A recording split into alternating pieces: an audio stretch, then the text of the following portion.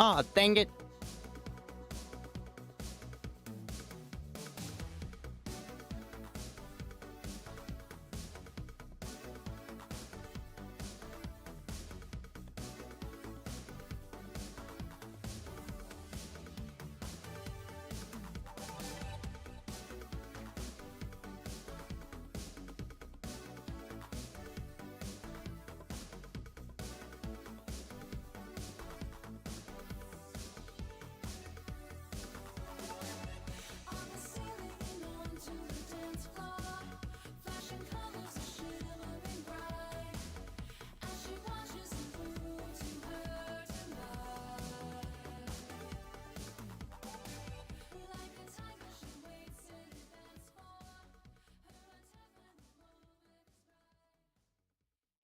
Yo, what is up, everybody? Give me 1 second.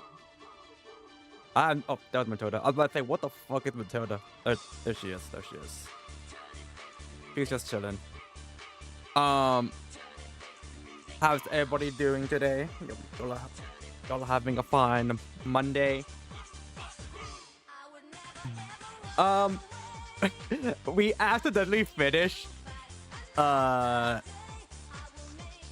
uploading fees in one go on Monday. My bad. It got me. I got hooked on it.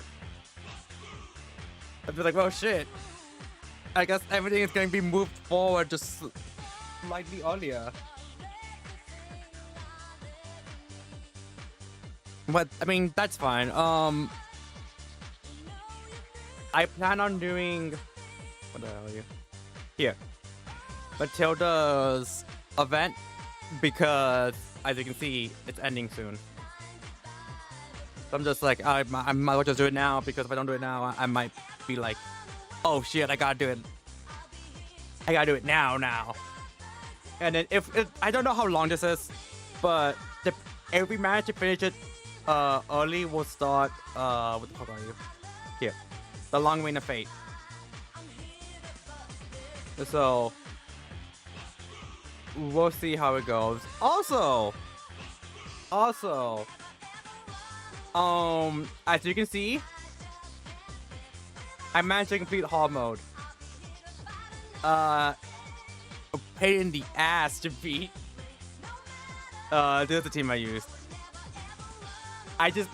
My goal, my entire game plan was just like, alright, these two need to survive at least 2 hits. If these two survive 2 hits, I win. And sure enough. And the reason why she's like the highest level here is because she is very squishy as fuck. You sneeze on her and she dies. And it's just like, well, shit. It could be also because her resonance is like relatively low. So I'm just like, I'll fix that. You know, as I keep going through the story and getting all the materials, yada yada. But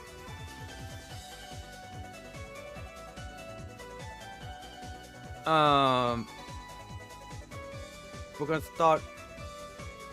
I don't know if the survey counts as part of Long Reign of Fate. Probably is, but again, it all depends on how long this is. But assuming we do everything early, I must bust the groove. Depending on how fast we beat everything, we might start chapter 4 on Friday. Again, depends on how long this is and how long the anecdote is. Also, it's also because Friday, you know, it's Friday, new Friday, which means new endgames endless mode. I think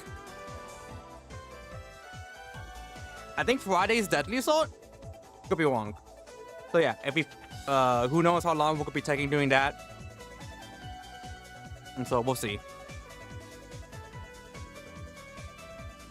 In the meantime, let me get this. There we go.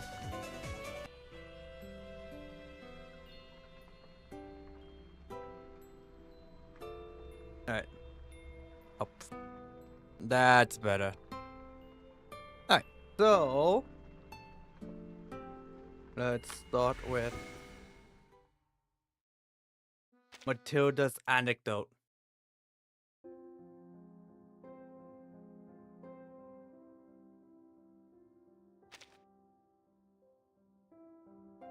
What is this? 8. I'm assuming this is AM because sun. Guest room, St. Paula Foundation. Unexpected but faded. What do you think, Maman? The girl just across the black and white tile showing off a coat embroidered with the same pattern. Hangs a little loose on her, but the joint her movement makes such a detail irrelevant. Look beautiful, my dear, but... Yeah, much better. Belle brushes the fade from her doll's forehead and nods with a little smile. Hey, how you have changed? That's my mind, I'm all going up now. Look. Matilda holds over her desk and grabs a letter. Oh, what is this? She carefully unfolds the eyes of her fate and might tear. The recognition of special investigator Matilda Bonich. Outstanding performance, the committee has decided to promote her to official investigator level 3. The appointment is effective immediately, and then the clearance level will be updated shortly. St. Paula Foundation Investigator Management Center. Finally, I waited so very long for this. Finally! Now you can't make any more excuses, Maman. She puffs her cheeks and shoots her mother a playful glare. Some time ago, her mother had vanished without a trace. Even the Foundation couldn't find her. Matilda spent many nights tossing and turning over it. Then, a few days ago, Belle reappeared, safe and calm as ever. Rumor had it she had returned to meet with Madame Z, Matilda's old classmate, the one who became the timekeeper. But no matter how much it pressed for answers, her mother only smiled and said, "No need to hurry. You must uncover the truth yourself. I've already taught you everything you need to know." Just as she is now, and that's how her mother always been. Matilda has learned to accept it. Alright, the only thing left is to hand over my duties as monitor assistant. They say they already found someone, and I must meet her today. While I'm away, the Ninkum will take over disciplinary duties after school. So today is my great foray into tutorship. Lucky for me, it's field trip day! So there won't be any students around.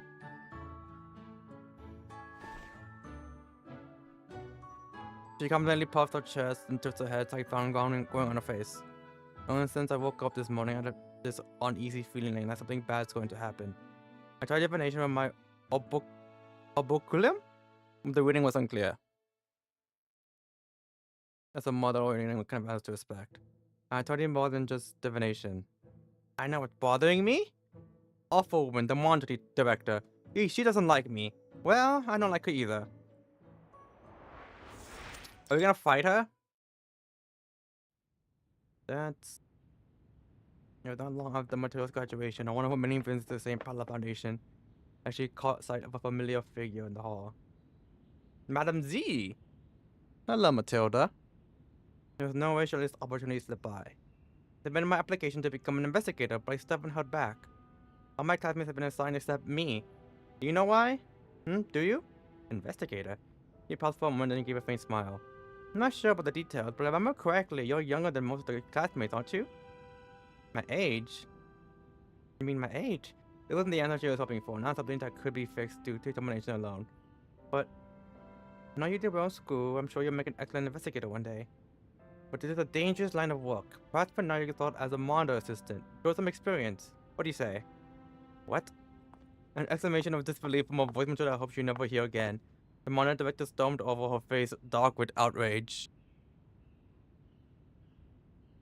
Madam Z, you know I asked for help in finding a candidate, but huh? Please tell me you're joking. And I shot Matilda a glare, her expression of mix of shock and fury. You gotta be one of the least disciplined students we ever had. To be continued.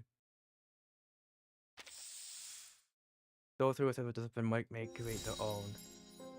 Different memories unlock different rekindled memories. Tap to check how rekindled memories unlock. In stage 3, somebody use your arcane skill to save a falling boy.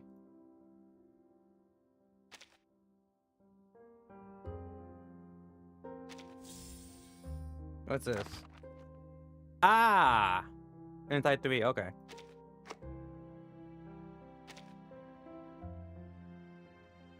I mean... Oh, okay, these are the exact same thing, okay.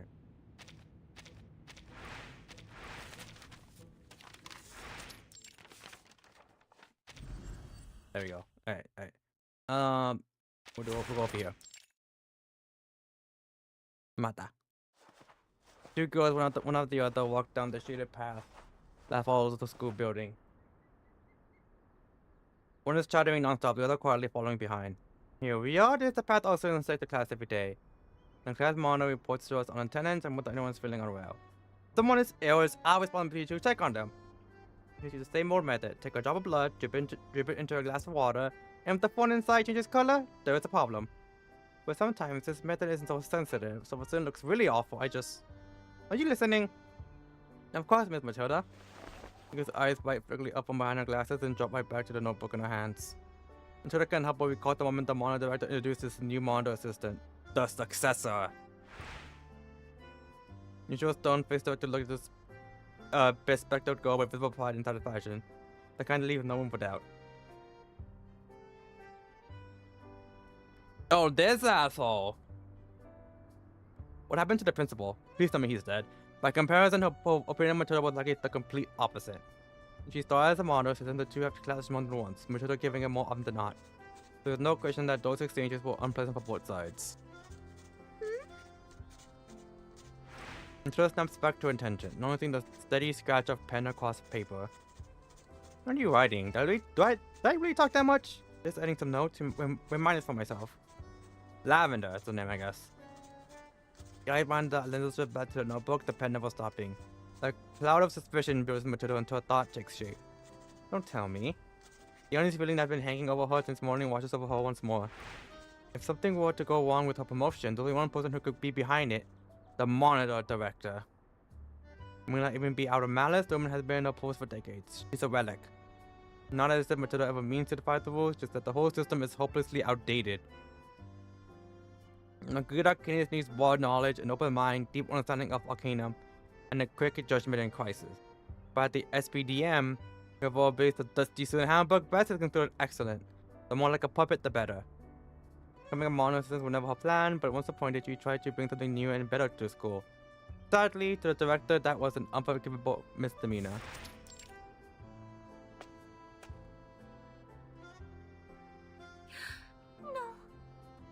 No, it's more like she always believed that deep down. What did he say? Nothing?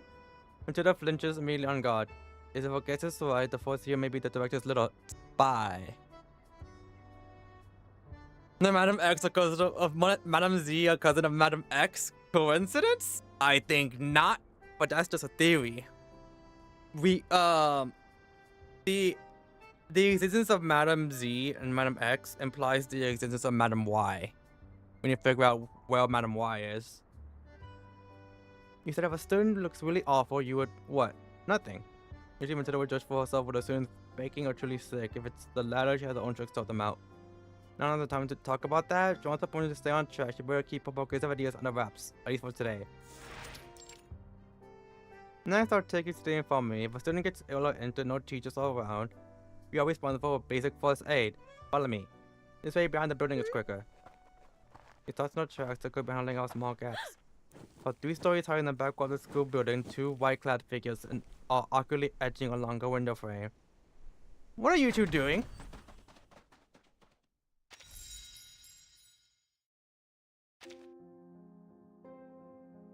Okay. Okay, so there's like 8 stages. Oh, you know what? I actually kind of need that, so I'm happy.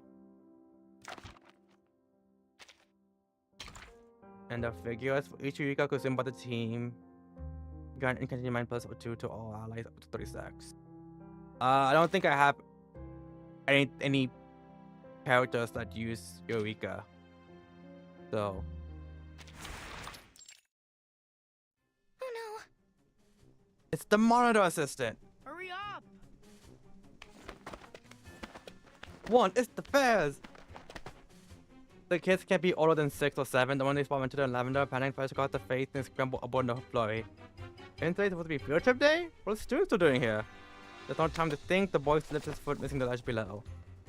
He's going to fall. The window to act is gone in an instant. Taking Jim into the lonely class brings to her lips. The boy freezes his mid and throws down to the grass. His face is pale as chalk. I can't believe I got a quick time evented here. Good for you. The agreement to the Bonanza was here. They could have ended very badly. You apply your knowledge beyond the classroom. Just learn and perform 80% of your fellow students. What? Tony? Are you okay? Leans forward to look and in panic of seeing her friend fall lose her balance. Help! She comes hurriedly down. This time Matilda is too slow. Thought flashes through her mind, heavy with dread. It's over. Buff follows in the door she expects. No child fire well. It's a familiar voice. Hey, What's going on? I do not know who this dude is. what's up? You see when in hell fall from the sky, but never kids. A young man in silver white almost stands before them. Luckily, he appeared just in time to catch the girl. He gently sets the girl down. She is on her propel and shaken. Razor Squad? The perfect timing, but how did you... She freezes as she notices the face beneath the helmet. Jay? Long time no see, French fry. Didn't think I want into you today. What are you doing here? You joined the Razor Squad. He steps closer, eyes lighting up as she examines his gleaming armor. Not exactly. I'm a... What's the word? Right, an intern. The squad's doing a presentation here soon, so we came to scout the place. Gonna be a mock battle too? The campus making me do it. Come on. I get that it's an honor or whatever, but I ain't get the kind of guy to pretend to fight. Comes my style. What? You're a great show-off. Should be easy, non? Hey, I ain't a show-off. I'm the real deal. I gotta put it on when cool just oozes from you. An unexpected reunion full of laughter and nostalgia. So, you're a mentor now, huh? Not bad. He glances at Lavender standing quietly behind her, then gives him to the pat on the shoulder. Make sure you set a good example, huh? With a wave, the young man strides off, time to get back to business. You have any idea how dangerous that was? Well, what do you have to say for yourselves? Why were you sneaking into the building? Planning a prank? The two kids exchange a nervous glance. No matter how much it crunches them, they just mumble. I hate that I'm going to be going down that rabbit hole for the night.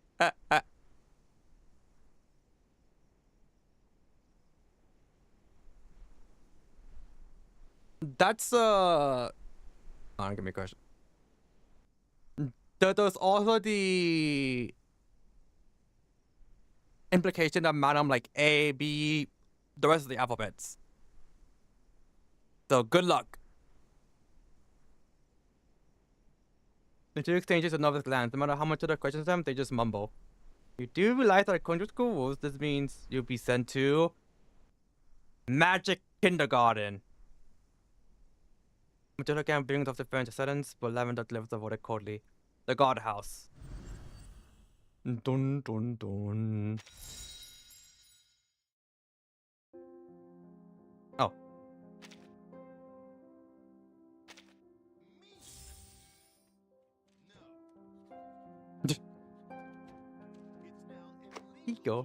You're mean.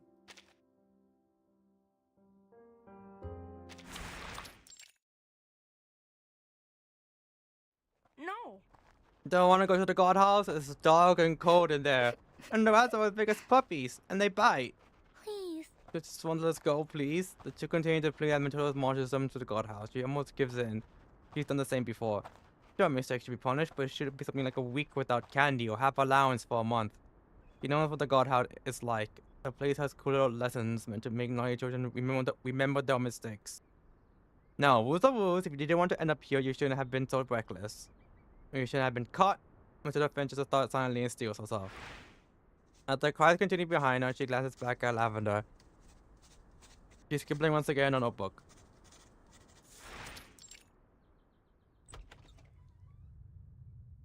Not this one. Much too drafty. The cracks are cold. And this one? Why is the floor all red? Ugh. Now need cleaning later. Woman's door after the only one remains. What are all these Shamils doing here? Well, I cleared them out last time. Well, there's nothing for it. There's the only one left. And when she stepped inside, the kids turned pale. But don't worry, I will chase them out. Burst of flame flashes across the cold tiles, startled the Shamils going out through the crack under the door. No more talking about madams for the night. But by the time the last one has wiggled its way out, the room feels warmer. That monk just meant to clean the guardhouse room before locking students inside. It's the first time Barthes has spoken up. And does it say we cannot? I see. Matilda notices Lavender's eyes widen slightly before she flips her notebook open again to jot something down. Who knows what? Either way, Matilda can't just bring herself to leave either way, Matilda just can't bring herself to leave a couple of kids who look like they just started elementary arcanum locked up in a room full of Shamirs. Alright, get in. According to the rules, you have to stay in here until evening. And we're totally going to check on you. As long as you behave and think long and hard about what you've done, you'll make it out in time for dinner. Matilda turns to leave, but feels something tug at her coat. Please. Can you stay with us? Everyone else went out on the field trip. It's boring being stuck here alone. Thought called him to the mind. Yeah, why are they not on the field trip? Today's field trip day. What are you two still doing here? You want to go, of course, but they found an old notebook with instructions on how to make a football in it. Apparently from a former student. They smashed the window on the second floor. Who's they? Staff? I'm sorry. Oh, Lavender was the one who said it. My bad. I thought there was still the girl. So I was like, who's they? No, these two. You were just curious. Your cheeks flushed bright red. You want to know what it's like outside, what people out there do. That's against the rules. The student handbook clearly states that students will not engage with the outside world unless given express permission. But if a teacher's watching, it's fine, right? Otherwise, you wouldn't have field trips or parade ceremonies. The girl puffed up her cheeks and looked at Lavender, her fingers tightening on Matilda's coat. Please. That's a story about being a special investigator. How are you talking with that big boy just now? You've been to lots of places, haven't you? India, America. I've only seen those names in books. Please. Her eyes fall on Matilda. She has no intention of saying no.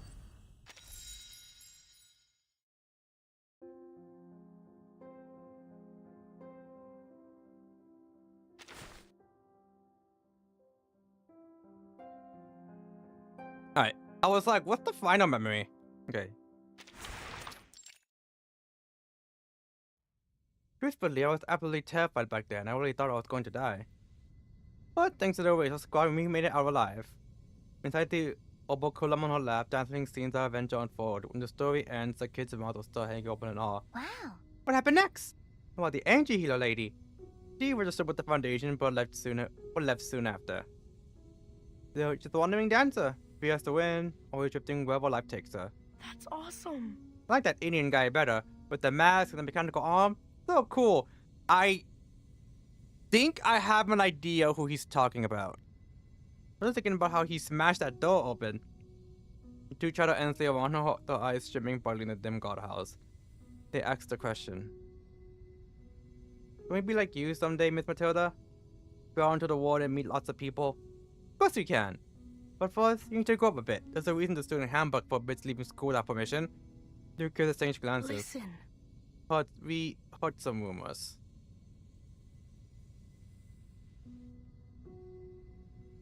They said a few years ago some kids snuck out of school and something bad happened. Who told you that? Who's spreading those lies? I'm not sure what makes both children fall silent. The Matilda speaks. They weren't troublemakers. They were just like you, curious about the world outside. There's nothing wrong with that. Miss Matilda? Matilda ignored Lavender's clear disapproval, gently placing her hands on the children's small shoulders. They just didn't know how dangerous the outside world can be. There were terrible disasters, and people far more terrifying than any monster. The storm, Manus Vindictae. Names are not supposed to be spoken on school grounds, but Matilda has seen too many who have suffered because of them. Those cunning villains set a trap, luring them into a nightmare, into a lie. It wasn't any of those children's fault, but one of them decided to take all the blame alone. Matilda recalled the face of that old classmate. That day, she had given her a pair of crystal earrings as a parting gift. The next time she saw her, she only caught a glimpse of her back. She always hated watching people walk away. That's why I became an investigator. I will help the Foundation uncover the truth behind those disasters and ensure that the people responsible get what they deserve. I will not allow the same tragedy to happen again. Her calm voice fills the room, carrying a quiet but unshakable resolve. The two children exchanged a look before speaking up. So? What's written in the student handbook? Is it true? That we should devote ourselves to ensure the peace and stability of the human world. So we have to become investigators too, or do something else, that's valuable. That's what our future will be, right? Well, she gazes back at Lavender, who is eyeing her closely from behind her glasses. The correct answer is clear, but... Alright, Chet! Which one? That's right, or not necessarily. Am I Madam A? I mean, have you seen me and Madam A in the same room together?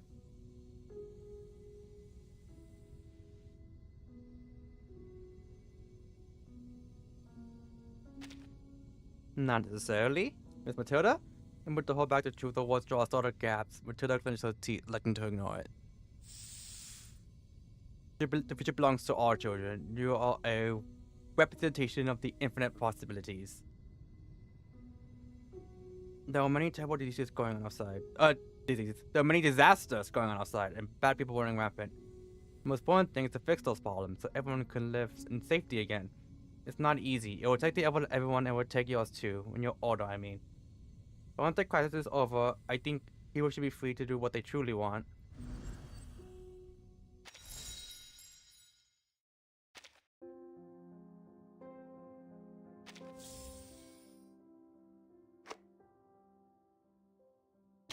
Ooh, okay, I actually really need this.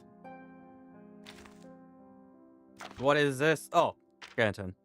Alright.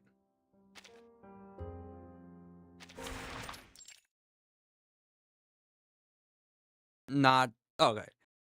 Oh. I want it to be a knight like Badamonte. Hmm. I want to write poems. I'm not very good yet though. I just didn't dream aloud about the future and the godhouse filled with more laughter than it's ever heard before. At some point, the scratching of pen on paper had stopped. Number taps of pen against the page, yet could not bring herself to write a single word. Why you, Miss Matilda? What do you want to do? Be a legendary investigator? The kind who writes a bunch of books about their adventures? Or like your mother, a traveling crystal merchant? Or a fortune teller? Me? The question catches Matilda off guard. She thinks for a moment before replying. I'm interested in all those things, but none of them feels like what she truly wants most. Her confusion makes the vision within the operculum fade, returning it to its original clarity. Your medium is reflection. Matilda recalls some of those words from the first time she performed an arcane skill. Science of the future will present itself to you through anything that holds a reflection. Our arcane skill mirrors our nature. My nature? What does that mean, Maman? Mother only smiled, as she always did. You will understand when the time comes. Matilda was too young to grasp her words at the time, so the memory buried itself deep in her mind. Now seeing her own face mirrored in the cover of the operculum, she begins to understand. It began with her grandfather's stories. Tale of heroes who braved great adventures, achieved glory, and won the admiration of many. Those stories planted a seed in her heart. She wanted to become someone great, someone extraordinary. But stories alone couldn't teach her to achieve it. What did it mean to actually be someone great? Her first guiding star was her mother, Beryl Bonach. Always graceful, composed, and effortlessly brilliant. The Matilda mimicked her gestures, took up an operculum, and practiced the art of divination. Then came that fleeting encounter at the parade ceremony. From the moment she met her, she knew the orange-haired girl would forever be her rival. She transferred to the SPDM, buried herself in books, and learned the meaning of competition, cooperation, and friendship among her peers. And then came Vorten. Matilda had once dismissed her as unfocused, yet even back in those student days, she couldn't deny her natural brilliance. After that incident, the timekeeper and her chief assistant drifted apart, and Matilda, who refused to be left behind, worked tirelessly submitting application after application to finally become an official investigator. So that's what my mom meant. She finally realized that her mother, Sonetta, even Vorten are all the same in one way.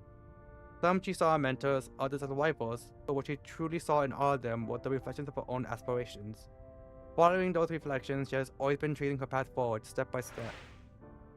The answer now clear. Matilda smiles. None of that is what I want most. None of them is my final goal in life. I do plan to be a skilled investigator, and I want to refine my fortune telling, yes. Once all those pressing problems are solved, there are still so many other things I'm curious to do. Things I want to try, cannot say exactly what I'll be doing decades from today. The operculum in her hand closed once more, lighting the children's faces with the reflection of a dazzling world. The most important thing is to be yourself, to become the person you want to be. There is one thing I'm certain of when that time comes. I know I will truly become the great Matilda Bonach. Also, sup, Amy? I forgot to say that. Oh?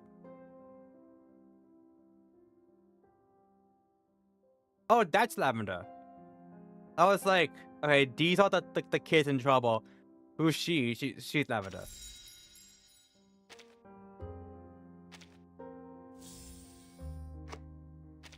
Mm. Oh.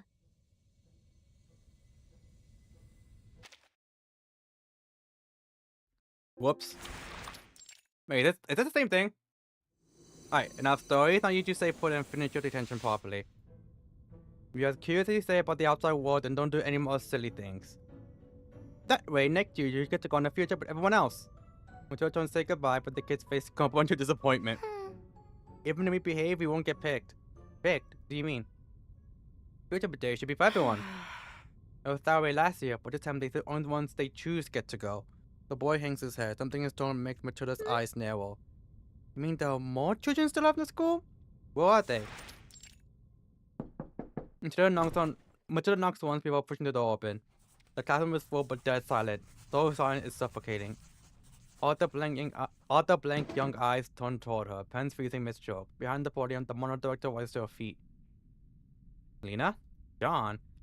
He doesn't just believe the children behind Matilda, then glances towards the back wall. Two decks piled high with books. And you never learn your lesson, do you? Well done, Miss Bernard. You two up at well? Madam Harper, I'm here for you. Matilda cuts her off. May I have a word outside? Something in Matilda's eyes makes the director hesitate. After a moment's scrutiny, she agrees. Continue your self-study. I have no fooling around. Understood? Matilda is gonna beat her ass. Justified, mind you. What are you going to do, Miss Matilda? In a few seconds before the monitor director steps out, Lavender tugs gently on Matilda's sleeve. You knew about this, didn't you? Why didn't you tell me? When she sees Lavender's face, she swallows the rest of her words. Don't worry, leave it to me. But when the classroom door swings open, the director's gaze is as sharp as a blade. Miss Bernard, make it quick. Don't have time to waste. I'd like to know why so many students won't have to join the field trip. What is this new selection system about? Doesn't seem to match the reason why Madame Z introduced the field trip day. What are you implying? It's a school decision. Matilda takes a deep breath, her voice trembling slightly, but she already made up her mind. And the school's decision is wrong. She promised herself she would stay out of trouble today, but she changed her mind. She was once like them, a scolded child in a classroom, looking out the window, hoping any passing grown-up would speak up in the name of fairness. But no one ever did. But now she can be that grown-up she always hoped to see. Wrong? Do you hear what you're saying? We announced the rules long ago. Anyone who breaks school regulations or fails classes loses the right to participate. Yet these students still refuse to behave and still ignore the studies. Is that fair to the good students? Those who did everything right? Rekindle memory to unlock special options? Select a good memory and use that mindset when talking to the... Oh! Good behavior deserves reward. Mistakes should have consequences. But this punishment isn't right. She looks toward the classroom and the eyes picking up at her feel required hope. Even the so-called bad kids have right to be curious about the outside. I'll right to see the world they were born into. You know how precious this opportunity is for them? Every child deserves this right. Part of me is just like, oh, must be just 1, 2, 3.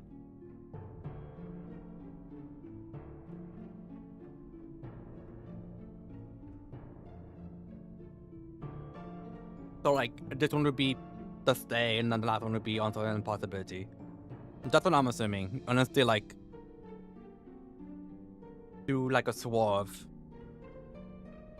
But we'll check right now. Alright, let's see how it goes. They told. Oh wait, it's never mind. I'm stupid. Reminds me what the field trip date. The goal is that all students safely and then approximately explore the world beyond school walls. This is exactly what last year's notice said. It's still put on the main bulletin board. You hear me, Madam Harper? It says all students. I'm not exactly trying to say monitor, insisted Matilda. I would take them. You? The voice rises sharply, eyes locked on Matilda as though she's staring at some foreign creature. You don't have the authority? Not even I do.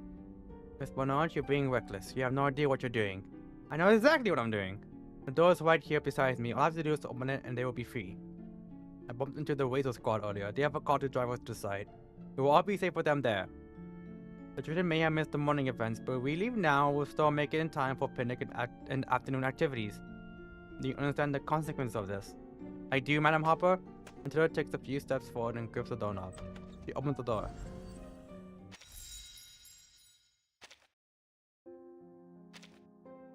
The undefined good.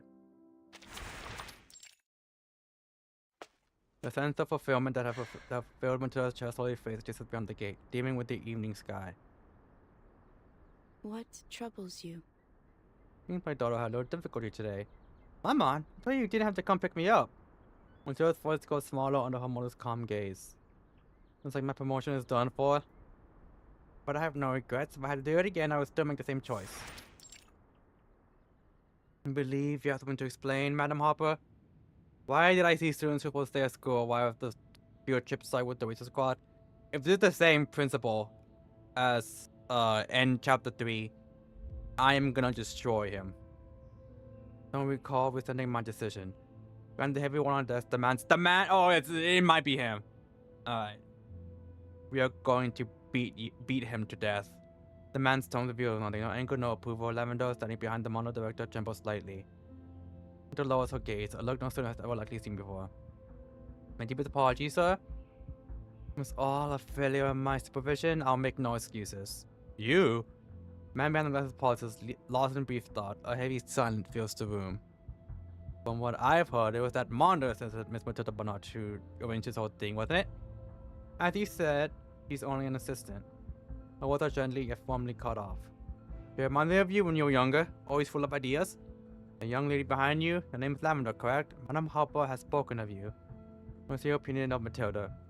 I don't need to hold back, Miss Lavender. I already heard about Miss Bernard's promotion to level 3 investigator. I'm genuinely pleased for her.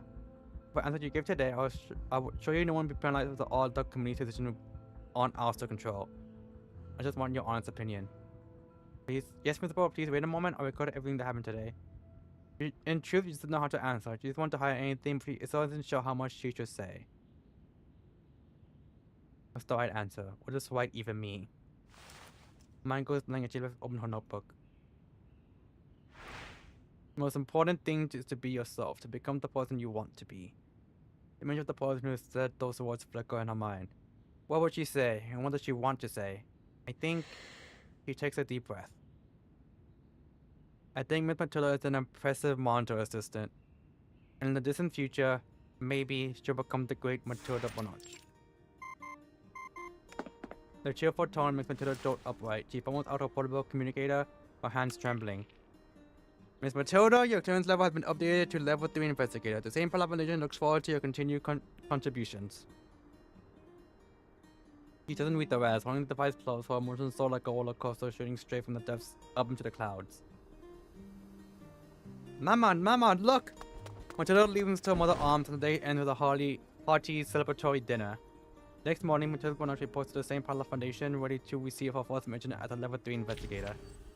The Great Matilda.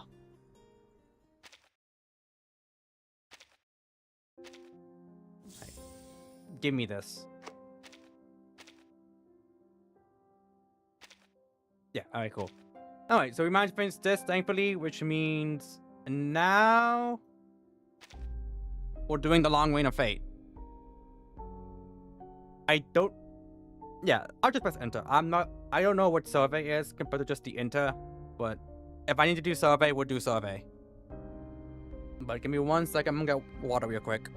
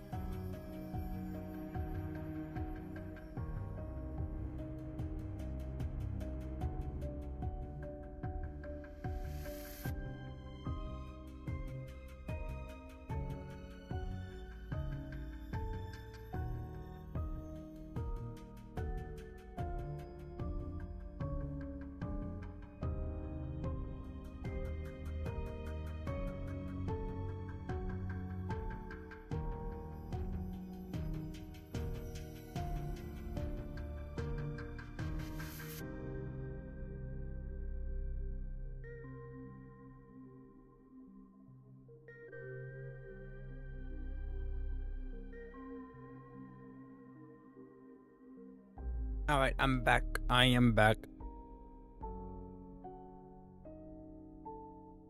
Alrighty. Actually, hold on. Am I missing something here? Oh, I guess I am. Alright, give me. What do I have? Oh, I will gladly take this. I need all the dust I can get. Bougie parfumée, Tim, sauge. Super. Décoration terminée. Oh, boule de cristal, montre-moi l'avenir, s'il te plaît. I don't speak French. I have no idea what she's saying. She could be cussing me out and I have no idea. What's this?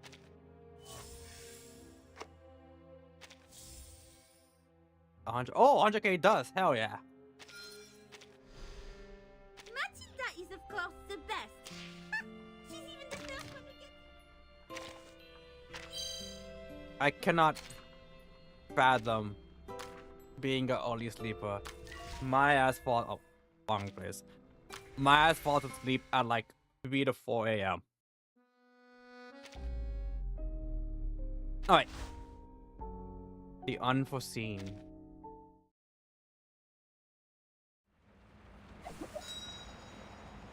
I don't know if I have to do any battles here, but I guess we'll find out.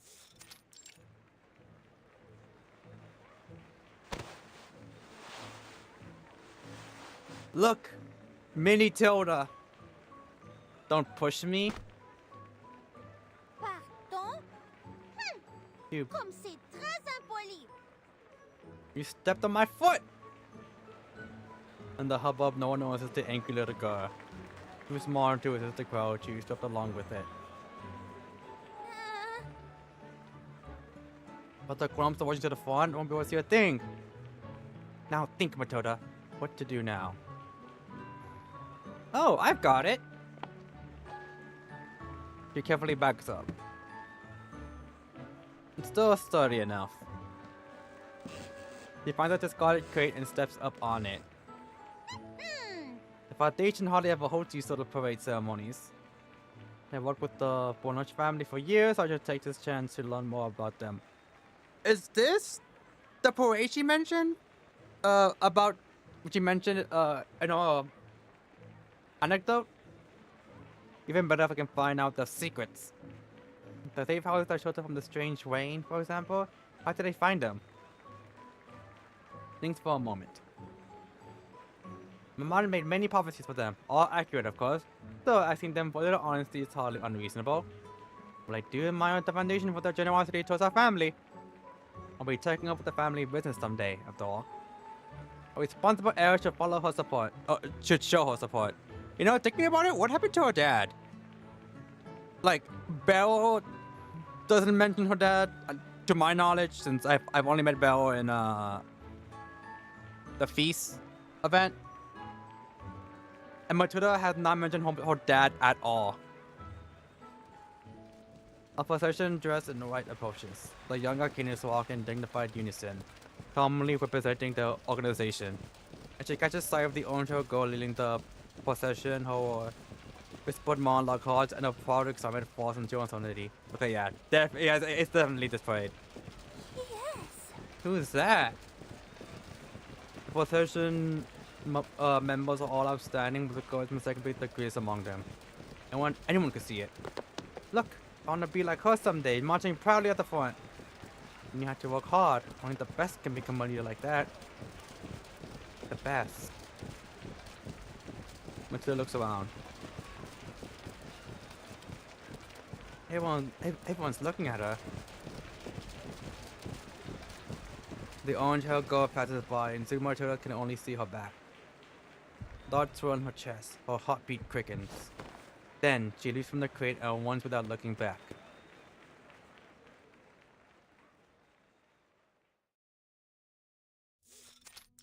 Oh.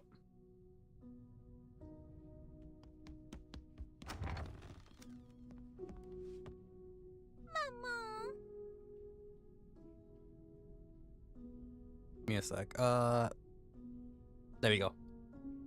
Man, I have to. Upon saying what's inside, she stopped, slowly stepping inside. Also, I love how she like immediately got puppy love the moment she saw Sonetto. The thin woman sits, her hand claps together as she gazes in an anxious hope at the lady with a crystal pendulum in hand. Madame Bonnage, can my daughter be cured? Belle does not reply. Her expression is calm, her eyes half lowered. So many people give to Mount for help every day.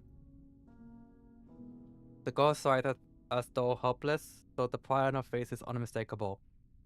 Her mother is famous for the accuracy of her prophecies. The diviner words are a way of life for those in distress. You're the diviner of the Bonnage family. One day I will be just as spectacular as Maman. She watches her mother with pride, waiting for the pendulum's glow to fade and for her to speak. No need to worry. Your daughter will recover. Then what should I do? Gone to every hospital in Petty. Medicine is not the only cure. Women can cause as much harm as any illness. You mean... I understand, Madame Bonnage. Thank you truly.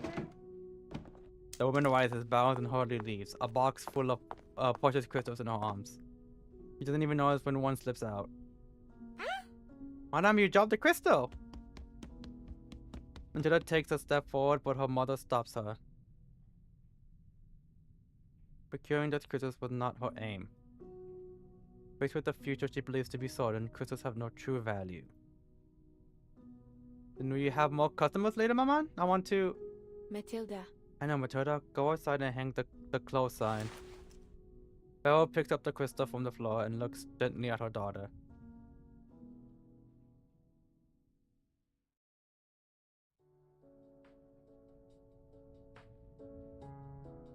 Matilda animatedly describes the possession and the orange sugar. Belle maintains a gentle smile while her gaze rests lightly on her daughter. She seems distant. Elle va bien, je suppose. She has a little, like, cat smile when she talks here. I just realized. I have to admit, she did look impressive. But if you transfer me there, I'll be leading the next possession, I assure you. Then she has to watch my back as I walk on ahead. Caught up in her own excitement, she doesn't notice the crystal pendulum in her mother's hand fainting glow again. She's like, yeah, fucking right. Maman? Matilda. Did you foretell my answer to this request? No, I didn't. Why is that? There's no need for me to divine this. Even if you don't agree at first, I'm certain I can convince you. Indeed. Seems you are doing so now. However, if you already know the answer, there will be no need to work so hard. Matilda instantly picks up the meaning behind her mother's words. Joy blooms in her heart in an instant. She doesn't notice the emotion that flickers briefly across her mother's face. You mean... Certainly. There's no reason to refuse. The pub, then out.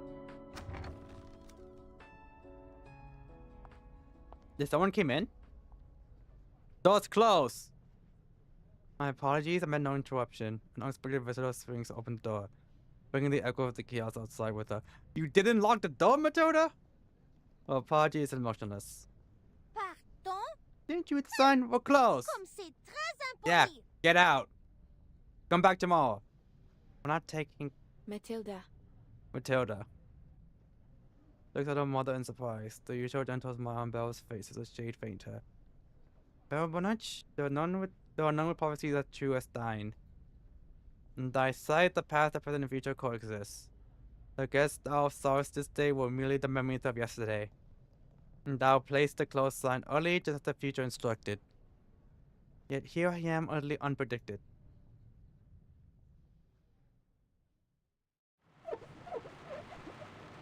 I have no idea who this is.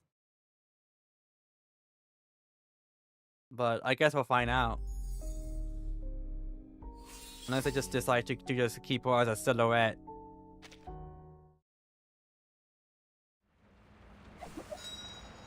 To answer the unanswerable.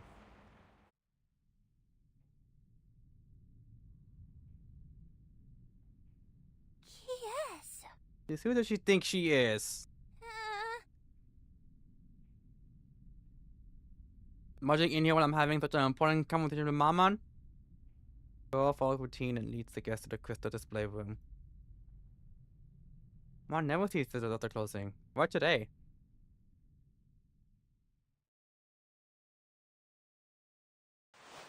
She cannot join them inside, but curiosity drives her to listen in as best as she can.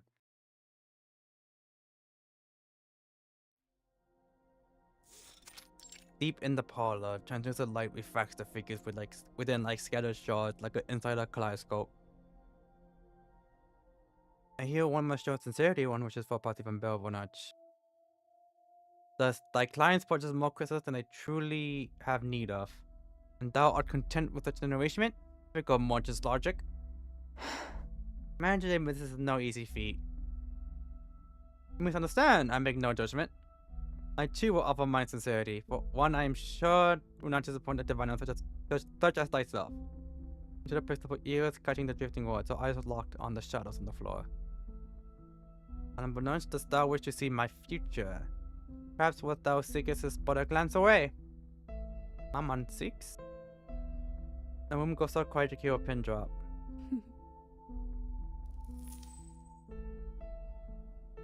The faint lamp Matilda sees a pendulum fall and sway in the dark. Oh.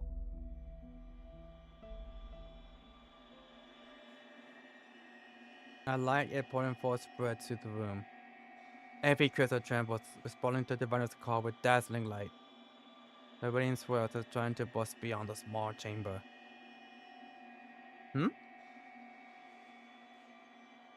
What dost thou see? The question lands softly. The light crystal striking stone, a winking follows, sharp and piercing. This? I don't know much about divination, but this is probably not a good sign. The light begins to falter, flickering between brilliance and shadow. Ah! The light has blinded me! What happened? Crystals trembled to the floor one after another, the glow dimming. Motherfucker broke my crystals! The light contracts and vanishes. Better pay for these crystals. From the Bella's hand and the crystals nearby, then farther and farther, each burst scattering across the room. How could this be? Diviner freezes, extensively stepping back. Maman? Annoying all, Matilda watches to her mother's side. Oh no, Mama, your hand is bleeding.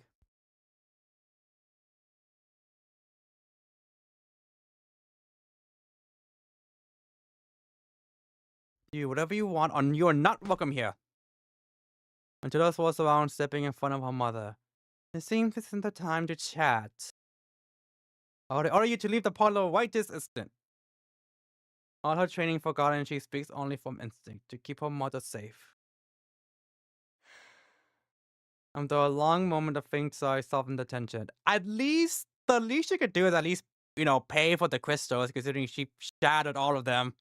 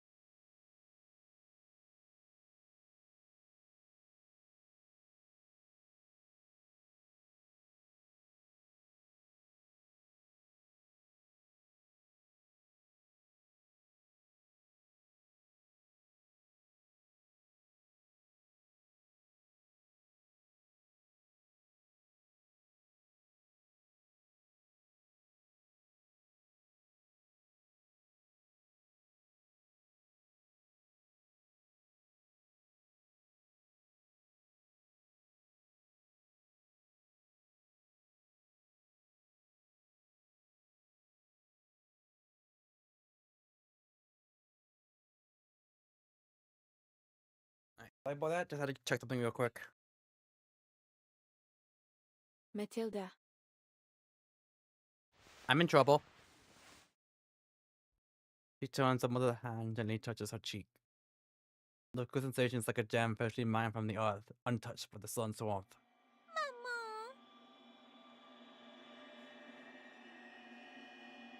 Oh, what the fuck is happening? Today you made a choice filled with passion and resolve. Besides that, there is nothing else you need to remember from today. He's making us forget? Drowsiness grows over her, forcing her eyes shut and soothing away her troubled thoughts. This matter has drained all your strength. So now, you need to rest, so I have the energy to prepare for transferring schools. Lucy. Rika.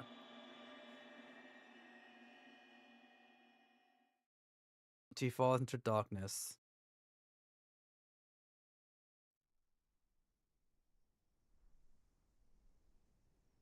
The linden tea releases a gentle fragrance, but neither person seated at the table cares for it. The hostess of the tea takes only a single sip and does not lift the cup again. The taste of this tea was revealed to her long before today. Drinking it now is merely confirmation of it. Like decisiveness surpasses my expectations. We do not wish the conversation to be interrupted. Fulfilling a guest's needs is a basic skill of any merchant. However, I will not deny this arrangement happens to satisfy both parties. In the display room, Matilda stood slumped against the wall, quietly asleep. She basically knocked us out with hypnosis, I guess. What dost thou see? Understanding one another's identities is the premise of conversation. How may I address you, my guest? The need of words for clarity must be quite unusual for one of thy abilities, The diviner absorbs the person before her again, gathering her words. You're unlike any human arcanist I have ever known. You exist outside the oracles I may perceive. I can only conclude that you're a heterogeneous being, one that even prophecy cannot obtain. Please, forgive my bluntness. No matter, continue. The haze gathers about you. Our darkness about them cannot penetrate. And the whispering circles my ears, endless and incomprehensible. The moment the guest entered, a damp heaviness had filled the room, the kind of air most unsuitable for storing crystals, like the stifling predator before a storm. I see. I have received your sincerity. I cannot see your future, your life streams do not reveal its cost to me. It is no meager gift to one who claims to see all things, and you are not surprised by this result. Then, what is it you ask? Oh, never mind. She says it. No, the price of a fair exchange. And of an age, when last didst thou fall into the depths of doubt? On the map of fate, all has its destined place. Time loses linear meaning, there is no hiding from it. But thou seest it. For thou seest it true, all things have been, what they now remain, and where thou soon to go. Only there was a wane.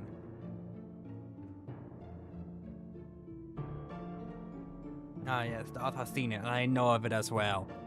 The white wolves have always given little. Thy shelter thee from the rain, yet deprived thee of the right to truly see it.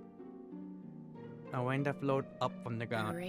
A rain beyond prediction. Beyond prediction. Storm. I wonder... No. I'm thinking of the feast event. Did she ever mention Matilda? I know she like mentioned her in the sense of she's like, I'm going to have a daughter, I think. Or that she has a daughter. Just like over today. In late 1999, inside a safe house provided by the Foundation, Beryl witnessed the rain flow upward. When did this rain begin? How did it form? Why did it appear? The first time in her life, the unknown had arrived, begging endless questions with it. Beryl stared at the rain beyond the window, unable to look away. What I seek is simple. One hint from a diviner, one insight. An answer to her creation none other can answer. Thou mayest call me Arcana. Oh. I just viewed the storm. This lady.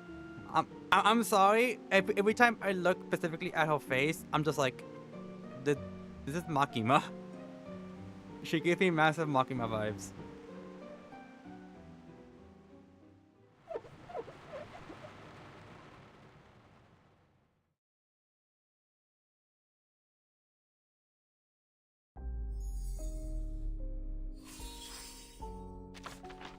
You know what? I guess this might tell me how long. Oh, it doesn't tell me. Never mind.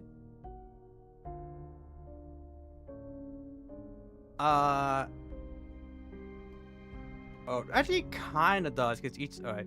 2, 3, 4, 5, 6, 7, 8, 9? Alright. 9 chapters total, so like a third of the way there. Assuming there's not like extra stuff.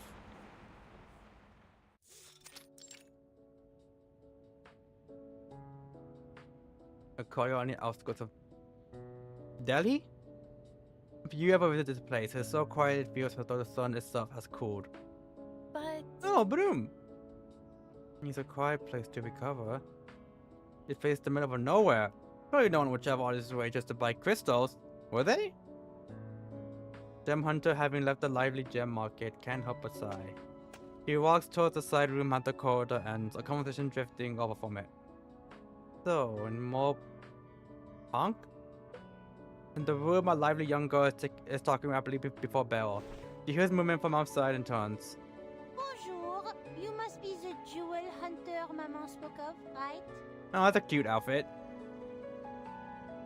A young face that resembles Belle at first glance, yet is entirely different upon closer look. Goodness. But she really does have a daughter.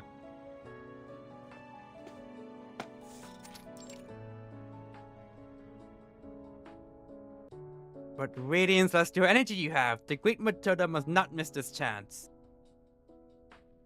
The diviner must also learn to read the symbolic language of the stars.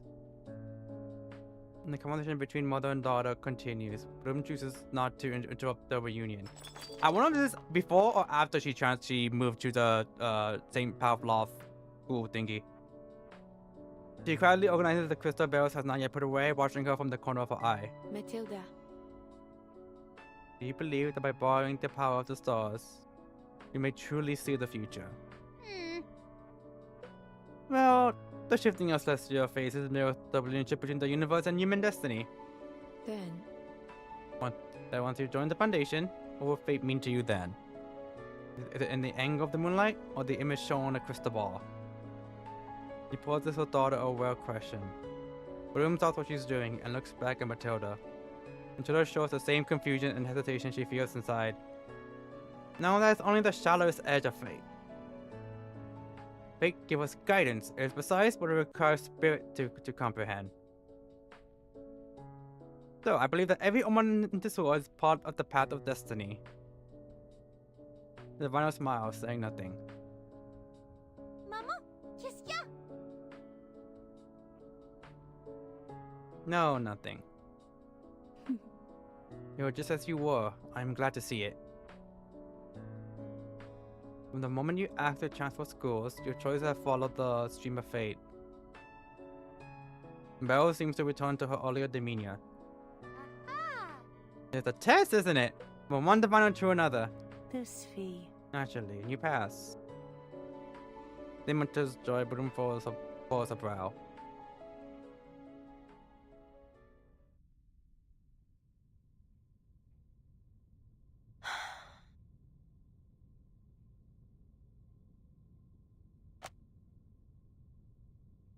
Yeah, I'm pretty sure this is like she's in the process of transferring.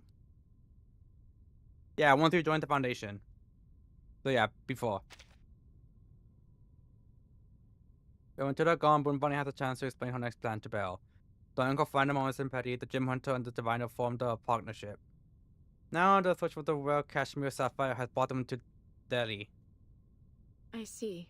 Ah, then I will have to trouble you to make the trip. Am I at least getting compensated? Yes, Adele? Or something else you wish to say? Madame Boanish. Were you truly pretty Matilda just now? I saw right through her. As you can see, Believe I made myself clear. But Adele, take this oboculum. Crystal messaging will be more stable than a communicator in the mines. It will keep us in contact should anything go wrong. She shows a gentle smile. Room accepts the oboculum understanding she should not press further. Right.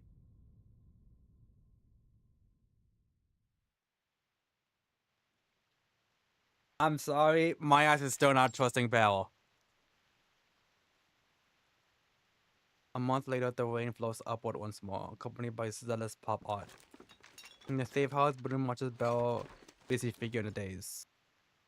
The sapphire that nearly cost Broom her life is now placed at the center of the table. Oh! Lysian! Why are you still making that face? I have thought you have got yourself together after leaving the mines. Lysian, the escapee of death, lingers on the jewel. Only the diviner who entrapped her and the gem hunter who shares her life can hear her voice. Then I must be like Madame Bonish, calm no matter what. Never shaken no matter what I face. Outside, the rain grows heavier. Meanwhile, the diviner takes her seat, her hand rests upon the mineral, and the glow of the ritual grows. Considering the fact she's dead and all, and she's like inhibiting, I guess, Broom / the jewel. I know it's most likely not gonna happen, but I kind of wish Felician was playable, or like at least had like, or at least was like a skin for Broom or something. Cause not gonna lie, I actually really liked her. I think she was like really funny, in like a sassy kind of way.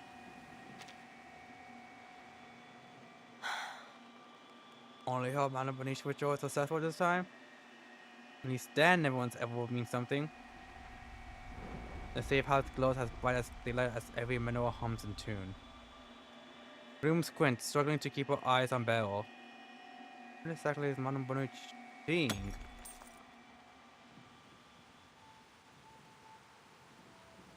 The answer slips away.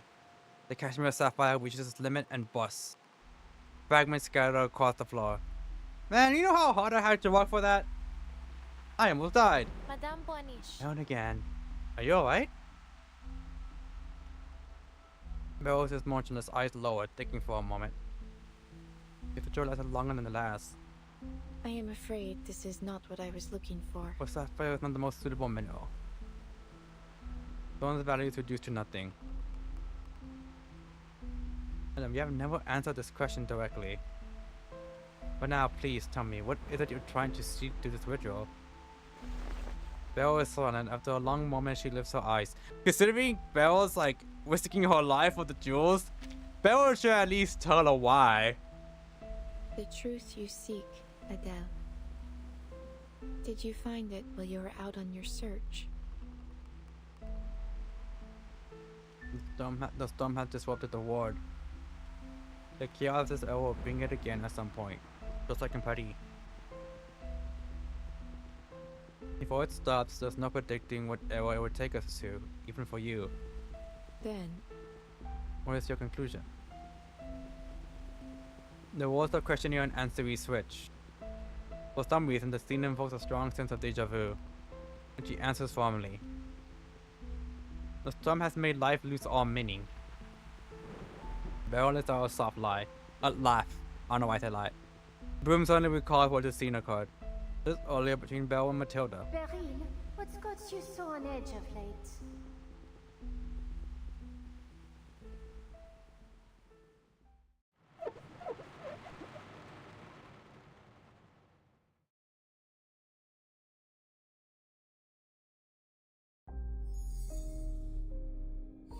Okay, I was like,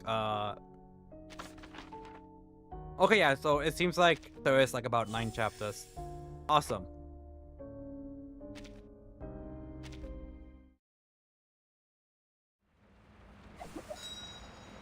Me.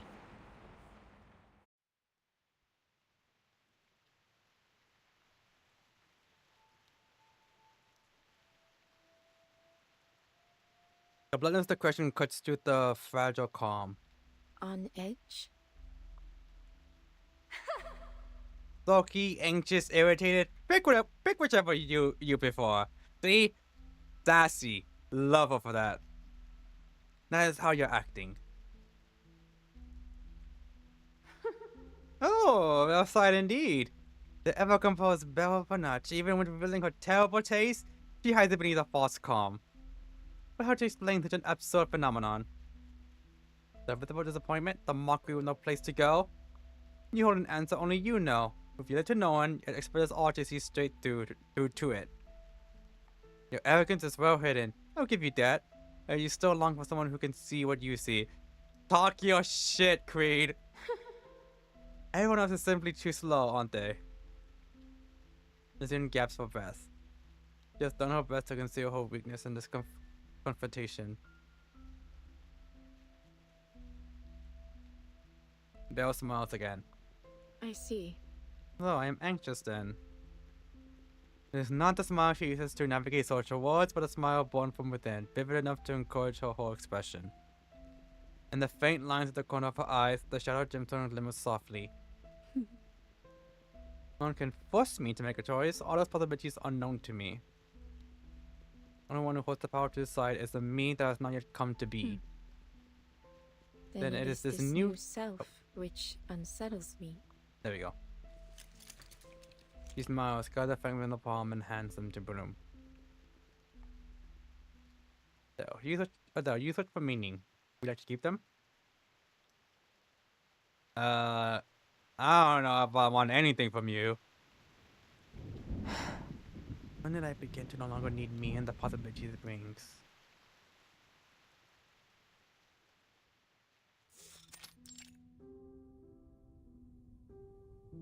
Memories surfaced before her. When I was born, the parlor was nothing more than an old, cramped shop. My mother. Okay, breathing the difficulties of survival took the box of crystals passed down from her mother. She had no carefully laid business plan, no network built over generations. But she knew the crystals were of good quality and would fetch a fair price. Just as they had for those distant relatives.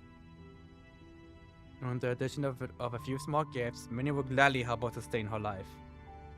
Oh, I'm assuming that's a mom. The window set into a stone wall. Clarine.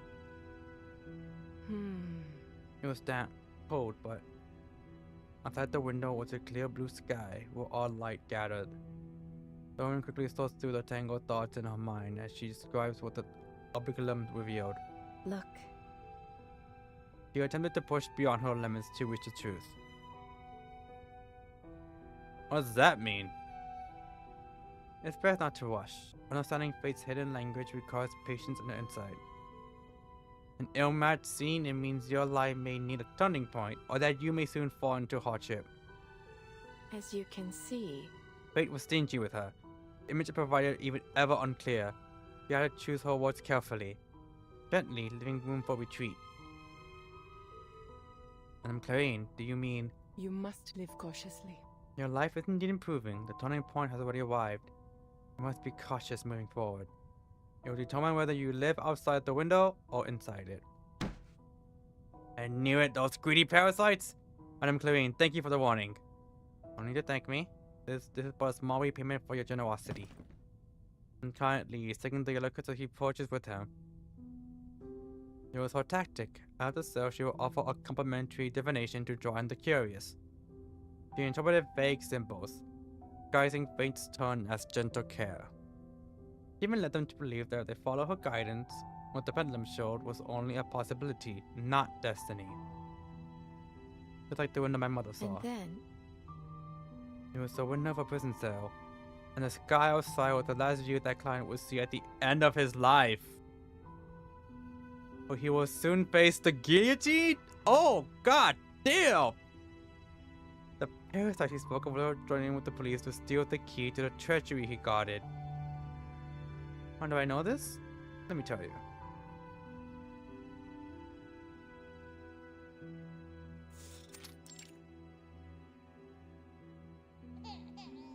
Oh! Everything's fine now. The woman gently pressed the willing infant. Oh, we're getting baby Belle. Entering the room with a forward bow. My mother. The crystal princess had finally stabilized, and my mother, no longer needing to worry about survival, started a family. But for a long time after my birth, my crying never ceased. My mother lost sleep, grew thinner day by day, and the business, which had just begun to flourish, nearly died back to a stump. Her modest divination would reveal nothing to her, so she turned her hopes to a doctor. The doctor examined the infant carefully. After a long silence, he removed his stethoscope and shook his head. I'm sorry, madame, there's only so much medicine could do. I see nothing wrong with the child. Fate has no pity. It had forced endless history into a mind not yet ready to hold them. Crying was inevitable. I began to speak, to walk, to step beyond the estate, and I saw the very same people I had seen in those visions. Only then did I understand. What I saw was a glimpse of the future. A law that transcends time and space, reuniting the past, present, and future in an endless cacophony. Among its noise, the history of the family called Bunich unfolded before me.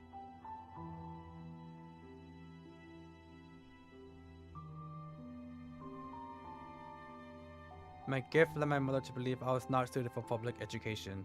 And then, She kept me at home and taught me everything she herself had learned. I don't, in terms of Belle, I'm not sure if that's a good idea or a bad idea, because like, if she was in public education, I just imagine her just like, looking at like all the kids and being like, ah yes, you're gonna die, you know, XYZ. The cover of the Revelations of Lindomont hits the table with a thud, breathing out a puff of golden dust into the air. A voice declared to me that the moment of judgment has come for the crowned one. There was Napoleon's defeat and the Lindomont prophecy. J'ai fait quelque chose aussi. Aw, little baby Belle. Look me too, maman. Green crystals will glitter in her parlor, and customers will come one after another, drawn by her name. Our stuffed one will be elegant and luxurious, and royal minnows from all over the world will all be within our You reach. mean I would say, Allons-nous donner vie à ma can we bring my vision? vision to reality?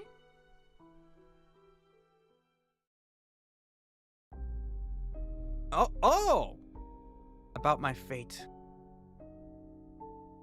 It takes on an ambiguous form, or it takes shape. And they meet. Jack from Instagram spots and reassemble them. Turn the gaze inward. For fragments too painful for the eye, turn the gaze inward. All it takes is a flash of clarity. So if I just don't know, I'll just be like, ah, fuck it. Can I like... Oh, okay, so I can't. Oh wait, I could!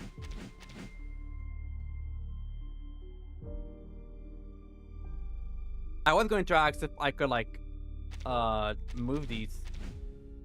How does this... No.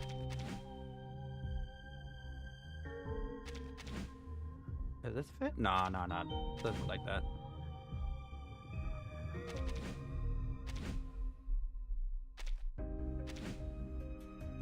No, definitely not. This looks like it could be, but no. Oh, well, that one fits. No.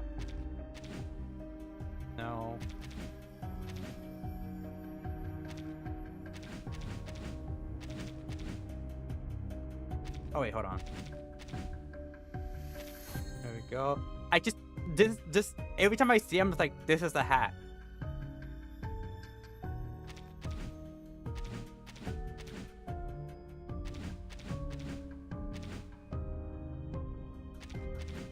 No. Wait, okay, no.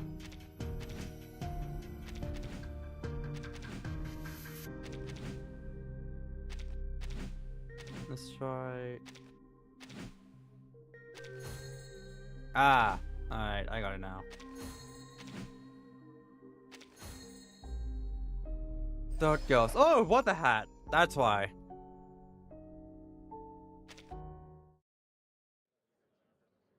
What happens to him? I want to know. Thank you for your reading, Mademoiselle Bell. I'm Clarine. Please show me one of your finest crystals, would you? Prices no concern. Please come with me. A bonus crystal never disappoints. And then, In my mother's seat, where she once conducted her fortune tellings. I gave precedence to those fortunes that would please them. look. You see, even a brief life I have 1 or 2 moments worth cherishing. As for misfortune, I follow my mother's example, disguising calamities as gentle warnings and their silver linings as true hope. Thus, people will not feel fate so greatly that they will refuse to enter the parlor. Madame Clarine, your daughter is your greatest treasure! So many spend fortune just to hear a word of divination from her. I wonder if your good fortune will continue for the years to come. Huh.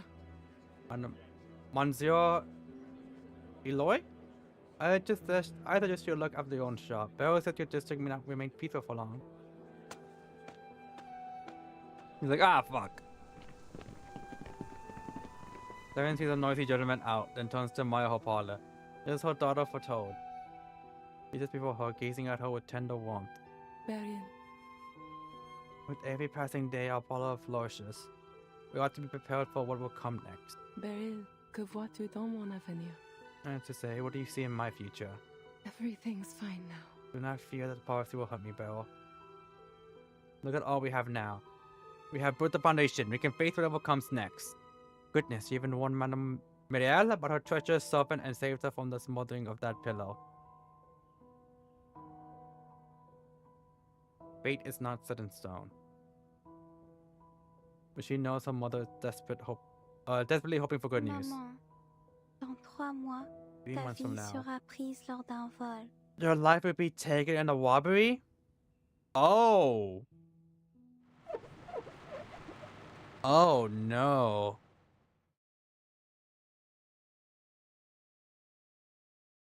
Is she? I don't. I'm like wondering whether or not. This. Look upon doom. Like, I'm wondering if they're gonna be like, ah, fuck it, whatever happens, happens, or if the mom is gonna try to, like, change fate. Rose had pierced my mother, allowing her weakness to pour from the wound. Before then, she had never once asked me to read her fate. When she looked upon all that she had gained, her life of comfort, and drew false courage from it. It was on that day that she started to confront it. She asked me, and I answered truthfully. Fate always keeps its promises. And same thing, really, as fate would have it.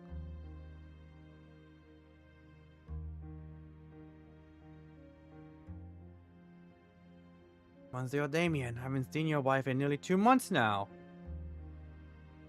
So resting at home, is she? Yes, she's quite fragile. She needs more time to see herself again. It's that the dad? I'm sure to keep her in my prayers. You're like the only other person with like a Mademoiselle Bell. May I see her today? My apologies, madam. Ever since her mother fell ill, Belle's been in low spirits.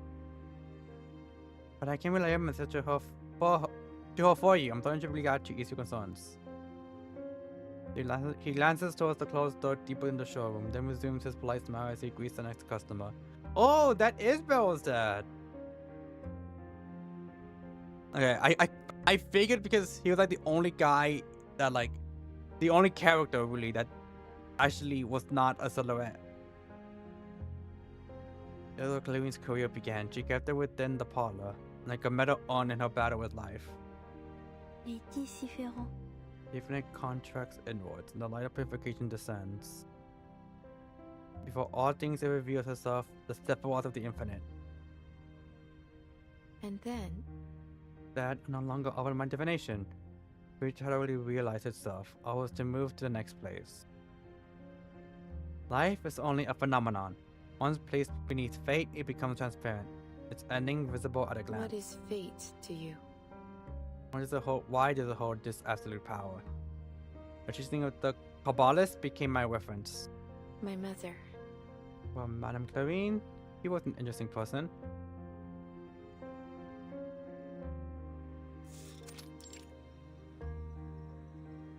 Belle watches the moonlight through the window. The sound of a fierce argument drifts past her ears and thins into the night.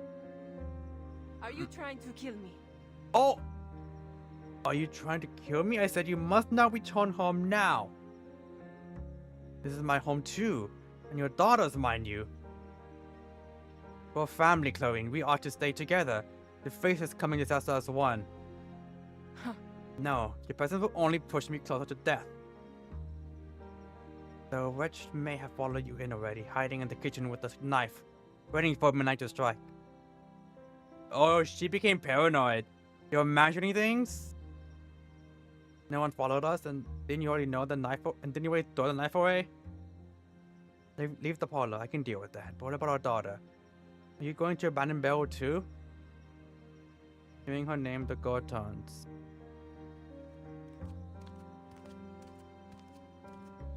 Lorraine watches to her bare foot, drops to her crouch and grabs her by the shoulder. Belle, you understand, don't you? Tout ce que j'ai fait. Tu Everything I've comprends done. pourquoi je l'ai fait. You understand why I did it? Besides, I have to live if I'm to continue to love you, isn't that right? She examines her mother's twisted, frantic expression. Papa? Damien stares at his daughter in surprise. Her eyes rest on her mother with a faint, unreadable interest. Ça va. You had best not disturb her. Maman will be fine. Did she lie? My mother, Madame Clarion had escaped hardship through her will alone.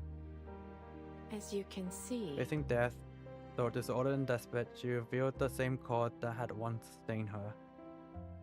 For 15 days after hearing the prophecy, she had tried to remain composed.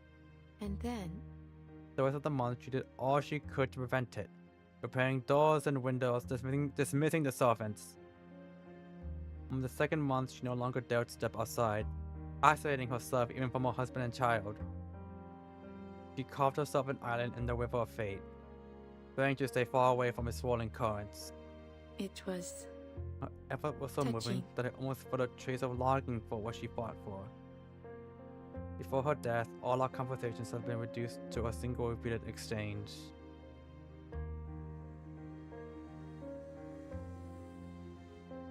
Had my fate changed? Non, maman.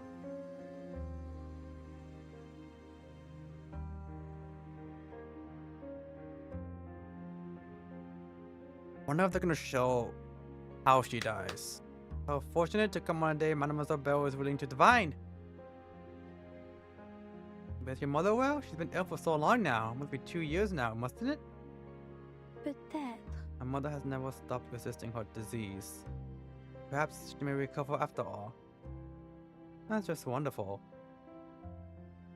So, Madame Soline, what troubles you? Look, my husband hasn't returned home in several days.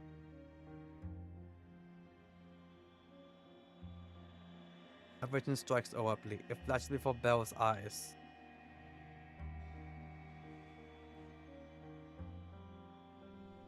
And say, it's been 2 years. She was supposed to die in 3 months. Mother opened the coat and harsh sunlight falls upon her pale face. Fine day indeed. Perfect for a little walk, I say. After years of silence, her voice is hazy and mumbling. He turns back into the room, takes an old dress from the wardrobe, and changes out of her yellowed house robe.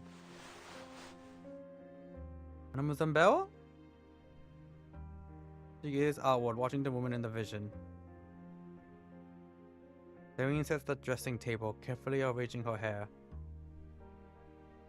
She smiles at the mirror, releasing the tension long locked in her brow. She looks at peace, as if nothing in the world could trouble her. He leaves the room and walks towards the front door. Belle, is this the last you'll see of me? C'est mon choix. Then let me tell you. This is my choice. She speaks directly into the open air. Then she opens the door and steps out of the home she has not left in 2 years. Mademoiselle, are you alright?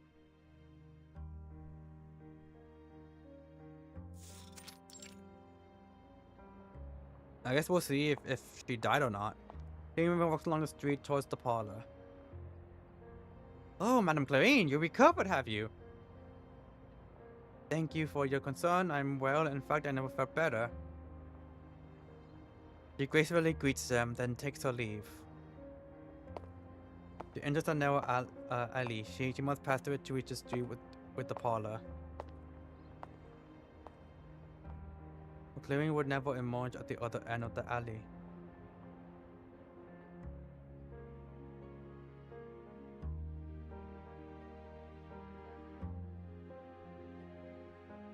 Madame Isabelle! The refiner returns to her amid Madame Celine's anxious calling. The one present senses what is about to occur. C'est le destin. Yes, this is fate. My apologies, Madame Celine. I was distracted for a moment. Oh, no, that's quite alright. Are you well? The young diviner smiles faintly. Ça va. That's fine, madam. Le destin est immuable. Fate is unchangeable.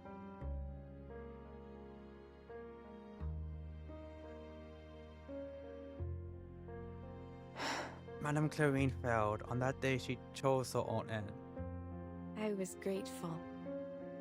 Not only for her love as a mother, but because she confirmed for me the true nature of fate. Fate is a woven net, and we the prey, caught between the fibers. And yet, it leaves us just enough space to breathe. Enough to make us believe we still have the freedom to choose a path, which is, in fact, the only one left to us. It was touching. The romanticism is charming, but the truly indifference between those who believe in free will and those who surrender to fate.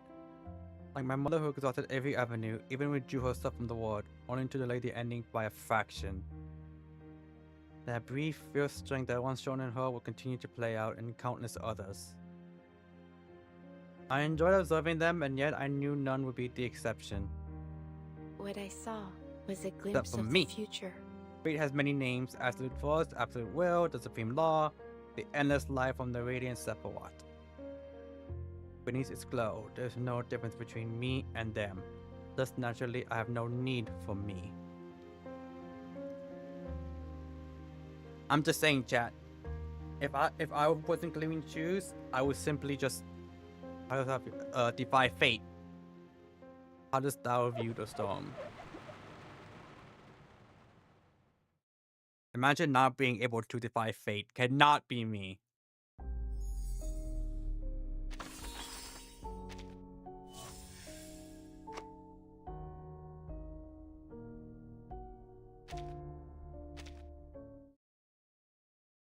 So she's at least met Arcana then, which is interesting.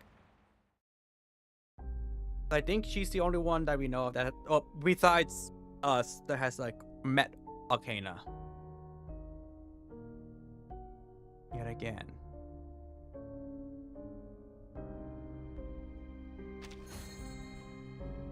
Oh, let me see if this is like this. Okay, no.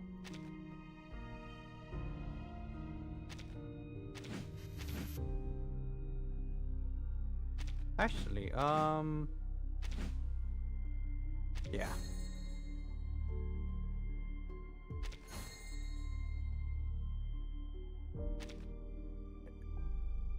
Oh, I got it.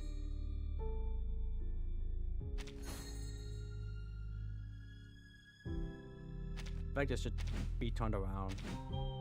Yeah. Oh, like this? Yeah, it is, it is. What is this? An expected outcome? Oh, I still gotta do more? Oh boy.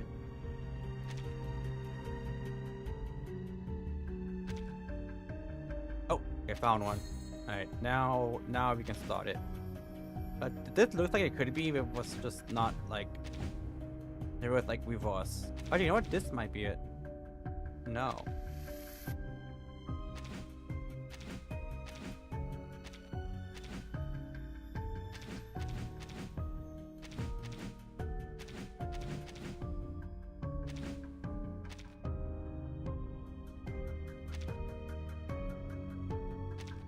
This might be for over here though. Huh, it's not.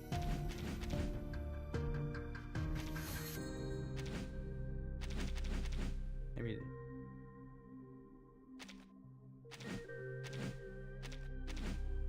Oh, there it is. I'm just like, how is this not it? It looks like shape-wise, it looks perfect. I see that. Do any gold? I don't see any.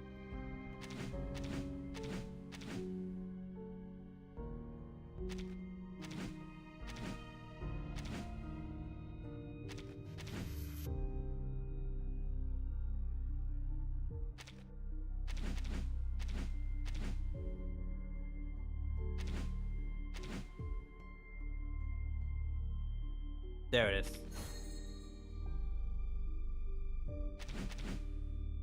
Should fit here. Is there any that has a gold thread that I'm just not paying attention to?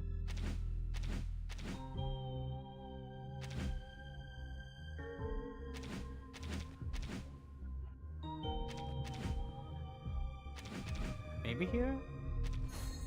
Oh, it does. Oh, not paying attention to that.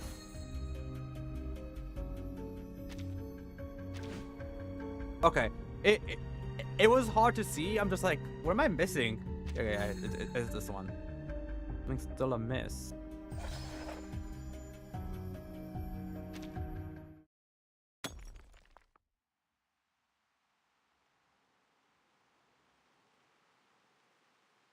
Rain once again flows upward. The people swallow gold.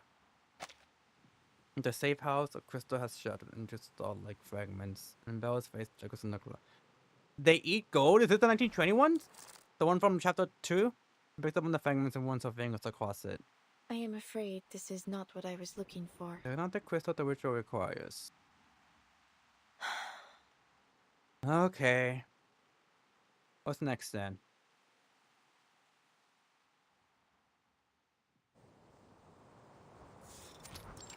Oh!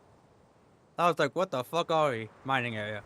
No long trek, Boom finally arrives in the Oral Mountains. The freezing wind bites at her. I'm half near frozen. Honestly, Adele, you take Belle's word as law now. You nigh on kill yourself finding a stone for Belle, only for it to shatter in yet another failed ritual. Then set out touching all over again. What I'm wondering is, why didn't you bring a coat? Aren't you tired of this? When each ritual seems extremely difficult, some failures are bound to happen. Is that really your belief, or are you simply allowing her to toy with you in the name of Avenger? This is Belle Bono's machete. Other sort of diviners may require rare and pure crystals, but when has she ever cared about such things?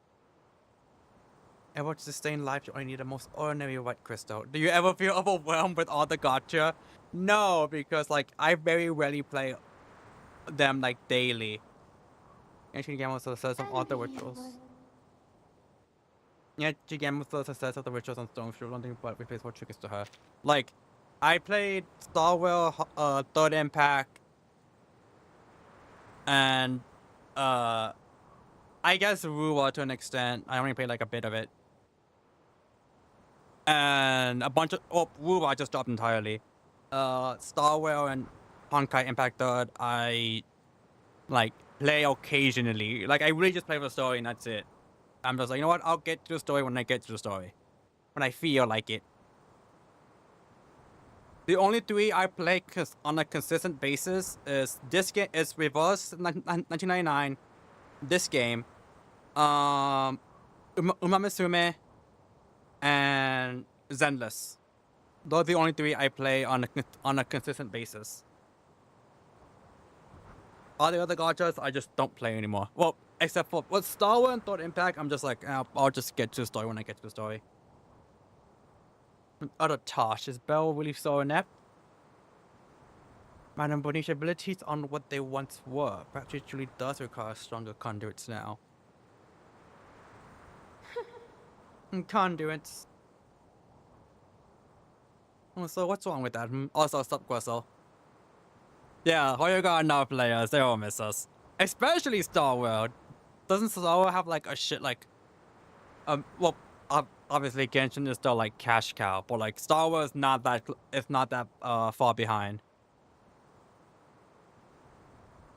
Lucian continues to chuckle to herself. Granted, I stopped playing Rua before the rewrite.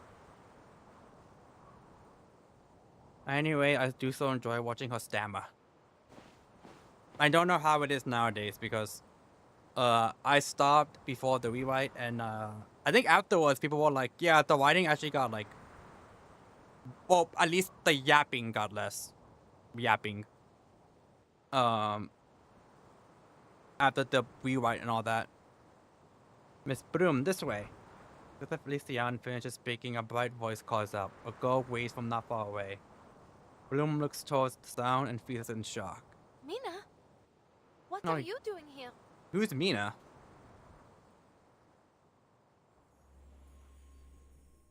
Oh god, not another hypnosis. The white crystal orb glimmers softly, a face shimmering within it. You met Mina? The girl you befriended while searching for stones in Delhi? That's right, but now she calls herself Asiya. She says she's a Bashkir and a guide for the mines. She even claims she never left these mountains. Far away in the mining region, Bloom had returned to her temporary lodging and locked the door. She took out the orbiculum Beryl gave her and called upon Beryl. But... Though Asiya's appearance and manner differ from the Mina I met in Delhi, they are the same person. Diviner considers it for a long moment, then let out a soft knowing laugh. The same person with a different identity. I see. But that's how it is. What does that mean? Beryl casts an unnoticeable glance towards the parlor window. A faint silhouette approaches. Adele. It is not the moment to talk, Adele. Continue your searching for the... Dementoid? I should be in contact soon.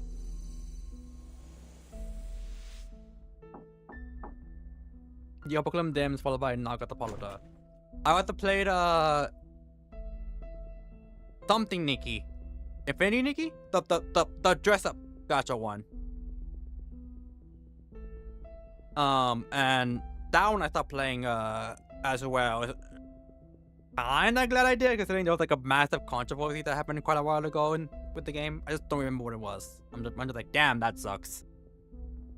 Come in, Mr. Forget-Me-Not. Oh, this dude? Does he still have that neck tattoo? The usually polite alchemist appears uncuriously tense. He does! So, Madam Bonich, what is your answer? Look at this. Take off your... First of all, my answer depends whether or not... my answer depends after you take off that collar. Let me see your tattoo. Is it a good tattoo or is it a fuck-ass one? And let me just say, because it's a neck tattoo, I am leaning towards it being a fuck-ass tattoo. A resurrection ritual is indeed interesting. No, comic expansion reveals nothing. Your daughter Matilda is in the Foundation. As her mother, it would be easy for her to ask her to retrieve a few materials from the Arcanium Containment Department. What is it that you're hesitating over? My daughter and I have not spoken for quite some time. Making contact may not be wise. Allow me to give you a reminder. You can't sit on the fence forever. In the end, you'll choose a side. I am afraid not. Both Management Dictate and the Foundation are my collaborators. It is not so complicated as you imagine. Impatient never leads to successful business, Mr. Forget-Me-Not. Allowing time for consideration is a necessary step. I see. Sit on the fence, you'll stay. Realizing there is no use in continuing, he stands and shakes his head. Ever since Petty, you became difficult to contact. And you have grown increasingly distant from our cause. At the door, he turns back to look at her. You know very well that you cannot survive the rain alone. You mustn't detach yourself from the world, Madame Bonich.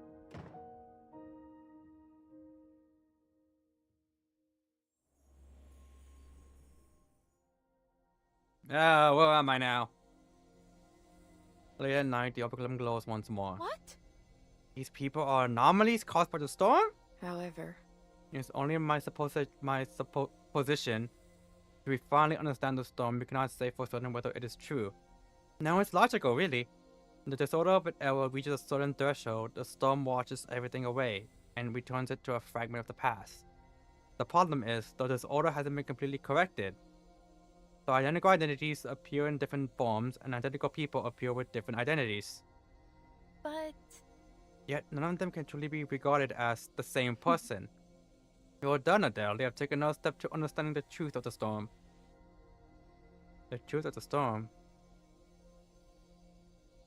I still can't fathom why or how it forms or what its origin there's is. one thing I know for certain. There's one thing that's certain, how the storm must be defined. Oh? This storm, it's an utter disaster. Playing with people's lives like toys. Admits it, even the greatest treasures lose their value, and management dictates seeks to control it. yes, And it's It only has for... on- Oh. yes. It has only brought disaster.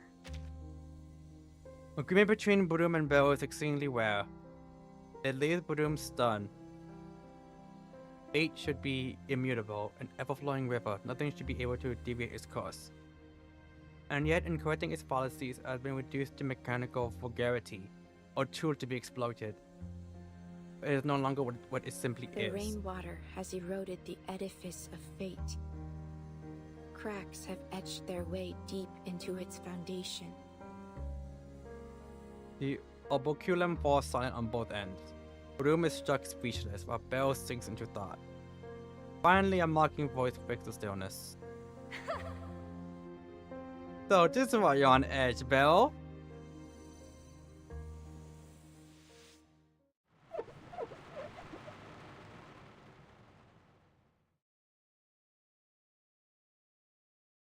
Auto chat, I'll be right back.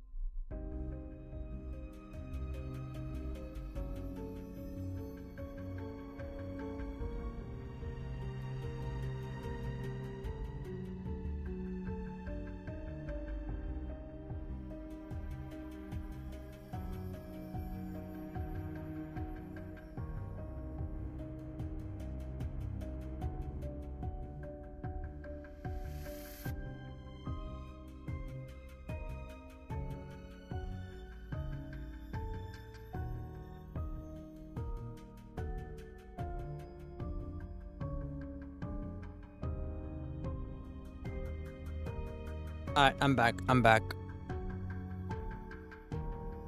Alright,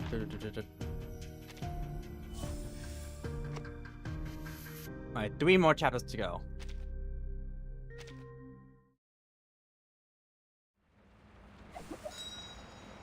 Take no sides. Alright, Broom, what you got for us? Miss Broom, are you really leaving now? We thought we found the demon toy you were looking for. I'm going to assume I meet her later on. I'm sorry I see her, but I have to go. Our days of adventure are pleasant, but the outcomes are often not what they hoped. Why? It is all so sudden.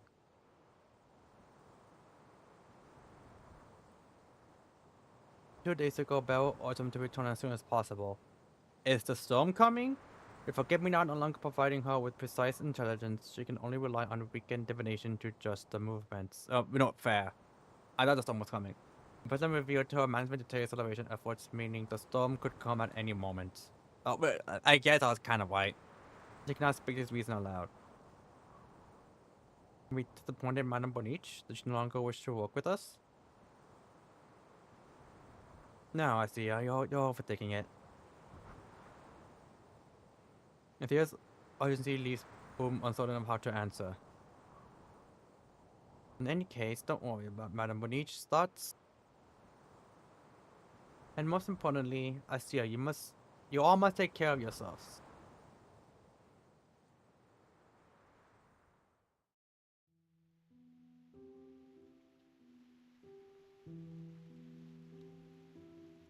Alright. A week after Bloom's return to Paris, the water melts into an expressionistic oil painting. Actually kinda close. Shit! Belle prepares the ritual, glancing closely at Bloom. Since India, you have changed when facing the storm.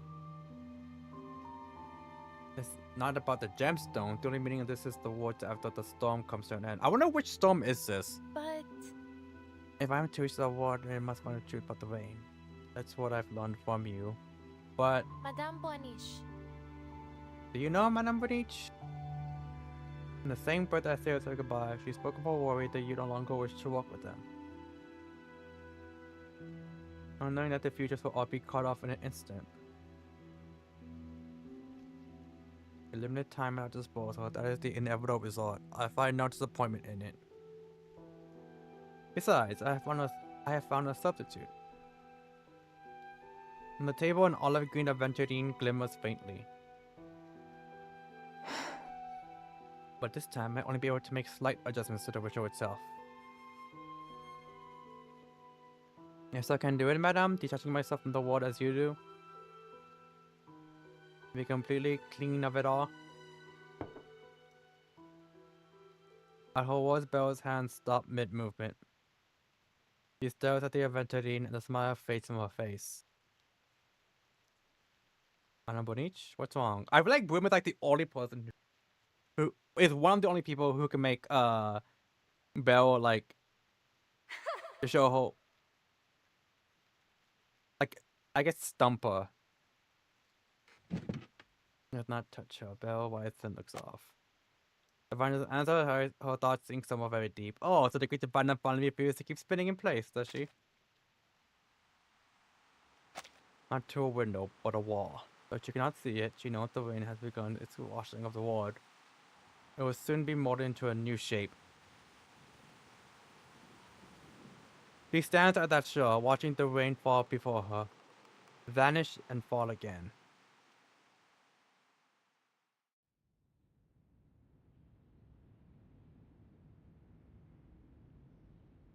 You want to detach yourself from the ward, Madame Bonich?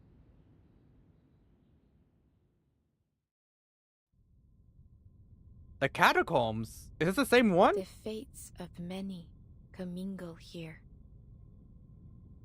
Her This- stream is deeply entangled with your own.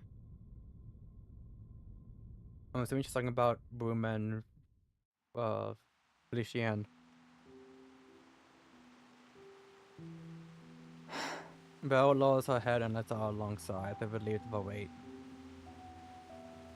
When her face lifts again, she'll return to her usual composure. I have been watching from the riverbank for too long. She gathers the crystals laid on the table and places them back into her luggage one by one. Madam, what's wrong? Will you not perform the ritual? Adele, Once this storm has passed, go to the parlor and bring me all the white crystals. Those which hold no impurities. Understood? Honestly, do you really tend to go on with these pointless... Those white crystals will serve another purpose. And the dim, scattered points of light drift in her eyes. So those gemstones were worth it after all. Belle smiles. She does not deny it.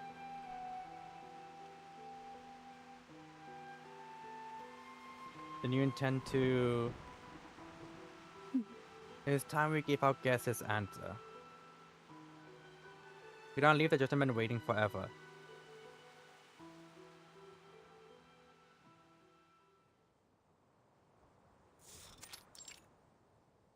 Oh, the residence. Belle stands at the entrance of her home, waiting patiently. I'm going to assume for Forget-Me-Not. The same door where all those years ago Clearine stepped out and dove headfirst into her current. There he is. I must say, you surprised me. I didn't expect you to be the one to contact me. Tell me, why the change of heart? I am afraid not. There has been no change. You're still my client, Mr. Forget-Me-Not. I agree. I'll procure the war lion's tail for your ritual. Under the storm, the foundation will be in chaos. Finding someone easily influenced with the Arcanium Containment Department will not prove difficult. So she's working with Management Dictate? But you must give me the payment I am owed. All information regarding the resurrection ritual.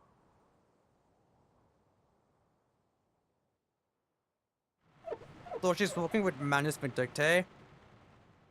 Well, what did she need the resurrection ritual for?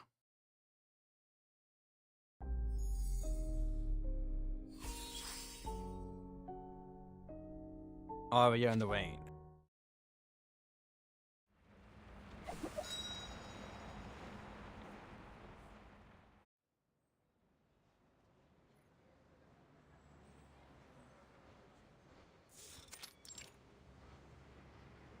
Ushuaia. At the edge of the earth at the southernmost point of human dwelling, 800 nautical miles south lies the white wasteland that covers the South Pole. There an event that may overturn the order of life is about to unfold. I imagine Mr. Forget-Me-Not is suffering at this moment. The diviner hands over the war lion's tail, a moth lands upon it, fluttering its wings. Why suffering? The alchemist hasn't upset him greatly. But as long as the ritual succeeds, his failure will be remedied. I didn't expect you actually retrieved it from the Arcanium Containment Department. As you can see, An honest transaction. There's an abandoned output in the city. You may stay there. Belle takes the map Grease offers and watches as she leaves. Madame Boanish, Well, madam, what now? Only after the month has flown far does Boom cautiously step forward. Let us warm ourselves at the cafe for us. You must be patient.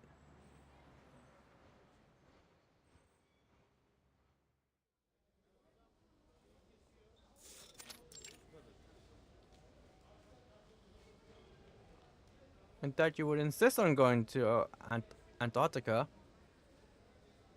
She savors the richness of the latte cupped in her hands, finally letting herself relax. A rare day since the storm, one that requires no frantic travel. I am afraid not. Antarctica will soon fall into chaos. There at the foundation, the management dictate will clash. Going now will only hinder my plans. As you can see, Joao is the best choice. Close to the vortex center, yet unobtrusive. So in the end, you did call my management dictate. But Won't that harm Matilda? When I shared some of the information she shared, I did not disclose any true secrets. Matilda must come to understand that she and I are fundamentally different. Each have our own goals. We must learn to expect this. Besides, Matilda is not as fragile as you imagine. Then this time, will you tell me your purpose? Sensing that the diviner's goal, a good mood, Belle chooses her moment carefully. Of course. Yeah, work diligently, Adele. This time I told you.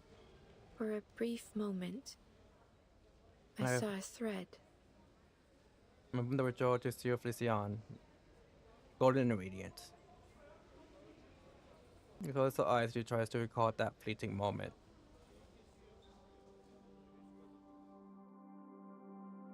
Believe it may be the essence of fate itself. The vision of form of the endless light. You mean fate has a form? Then your ritual. It's all been to see this golden thread again? Not just in a passing glimpse, but long enough to trace its shape. Then perhaps I will know what fate truly is. This ritual will be entirely different from those in the past. For I have found this ideal medium.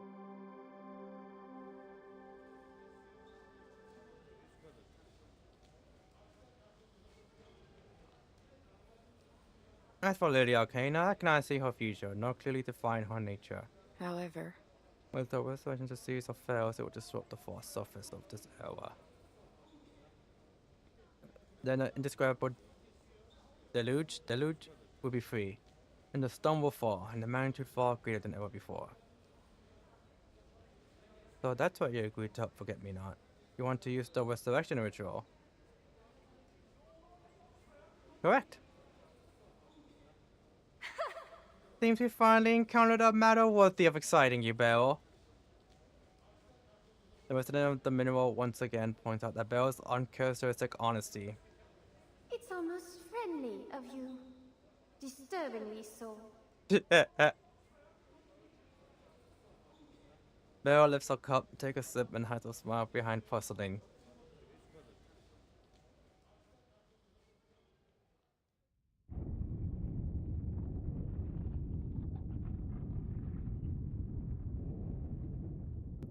I was gonna say that's a storm, but considering it's from the core, probably What's not. going on? What's happening? He looks around, Beryl is gone along with the white crystals they brought from the parlor. Oh, she dished us? Where did she go? She rises quickly and she nears the door. She notices a floating shopping list! A clear strange water steaming beneath the door frame. Oh, well, that too. Goodness! I'm saying, what's happening? The moment she opens the door, the water surges inward. Broom looks around as the water continues to rise. Residents on the street stare into the distance in terror. What? Oh, that's the flood? On the horizon, the deluge makes its advance. Following its line, her eyes fall on Beryl standing not far away. She stands motionless, the water already reaching her calves. White crystals drifting around her in the current. Adele? Leave her! By now, we must find a way to survive this flood. No. Something's wrong with Madame Boniche? Knowing Felician, Broom runs forward.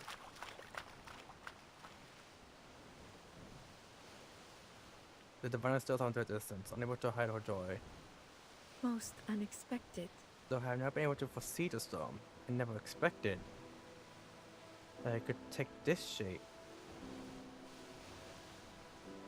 Broom grabs Beryl's arm.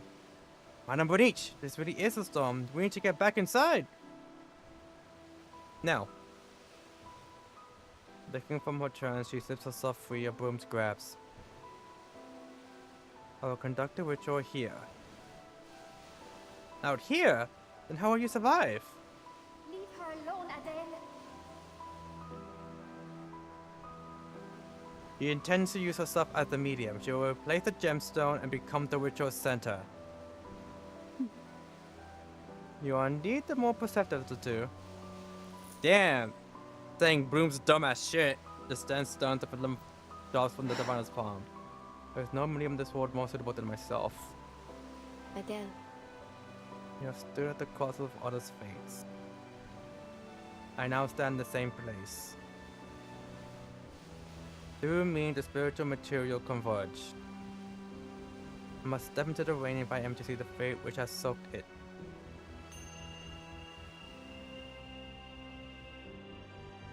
A clear life engulfs Broom, stripping away her will.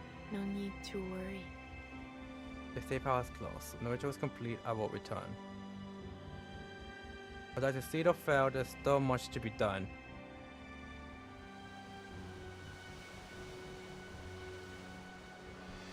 Go now, Adele. Laura turns to face the watching flood. Behind her, Adele staggers back towards the safe house. Storm wash over me. The fact that the storm can turn into a flood is terrifying. She waist face like the water price her knees, waist, and chest. The man stays on like a giant, then descends. Seven doubles. Cet en tout Reveal the seven révèle one. les séphirotes. The things beneath the surface.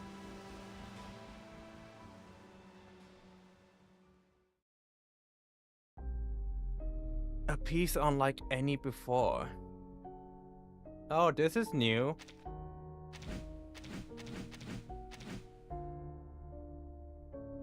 Oh, found it.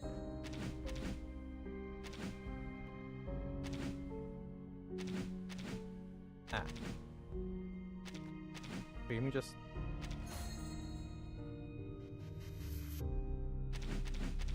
let me try this one.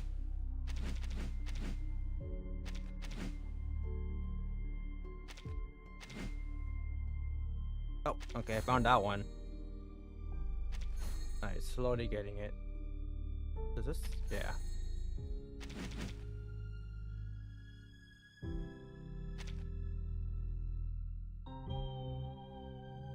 No, that's the... Actually, no, okay. There it is.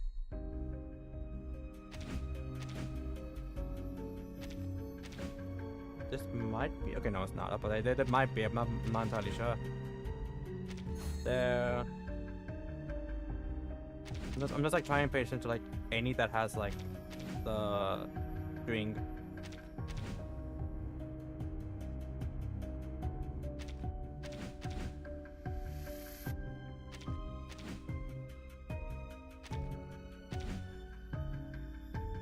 There it is.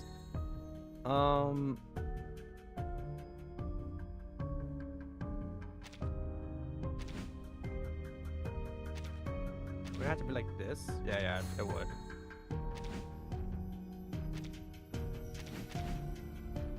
Okay. Maybe okay, yeah, there's... Where would this go, though?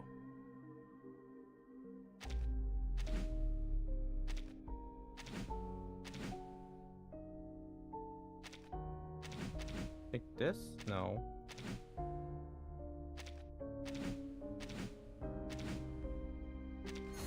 This goes here. The big ass piece.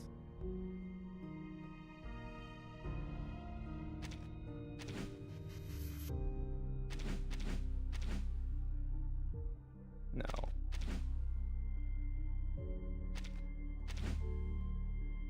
There it is.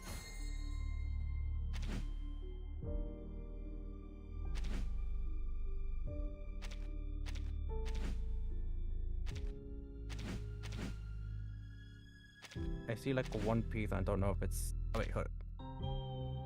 Oh, the 37 pieces. God damn, I didn't even see these. Like way too dark for me to see.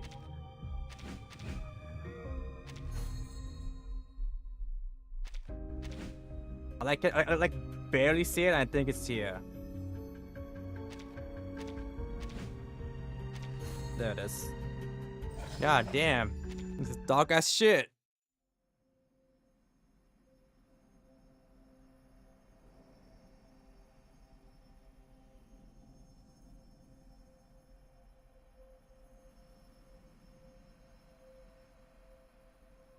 Oh, where is she? I see. So, this is your phone. As if she has dived inside a crystal ball, glistening golden thread reflected in the distance. I have been watching from the riverbank for too long. She reaches towards the thread, but her fingertips meet only a cold, glassy surface. As a storm devoid of the clarity of fate's governance, the world has fallen into chaos. I wavered because I was disappointed by what it already was, but How can one truly know the river if they never step into it? the golden light trembles. She hears something like the breath of fate. I was narrow-minded. Most unexpected. Think that thought and language could describe you, that mere fragments of experience could define you.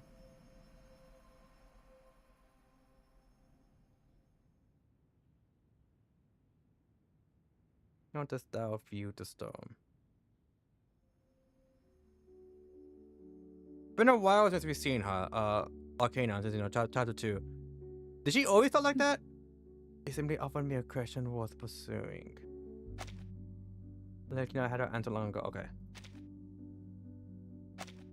And at last I see you again, golden thread. The advent of the storm was a disaster indeed, and it fractured your holy face. But it also opened a rift in the experimental world. A rift through which the prisoners of fate chanced to glimpse you. And only when they laid eyes upon you could they understand. You are disordered, yes, but Tu es absolument et de façon inattendue à couper le souffle. You're utterly and unexpectedly breathtaking. She sighs. Then she empties her mind and simply watches. But the stillness does not last. Her body has already begun to dissolve. So, this is the price. Crystalline surface begins to fracture, pushing her further away. But I have no regrets. Her eyes remain open, refusing to close them for even a moment. who? Instead, in the dim aftermath of a fading sight, as a ghost stands in the void. Vorten! Wearing a top hat. I was like, is either Vorten or Matilda? Madame Bonich. A desperate call pulls her from the dissolution.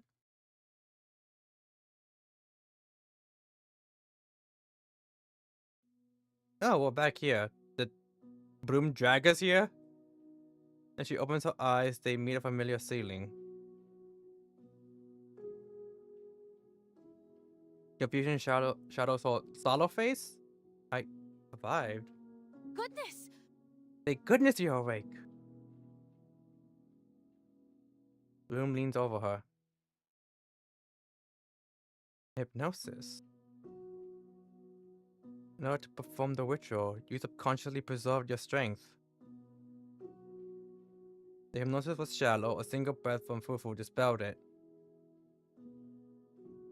The dragon on her shoulder flicks his tail.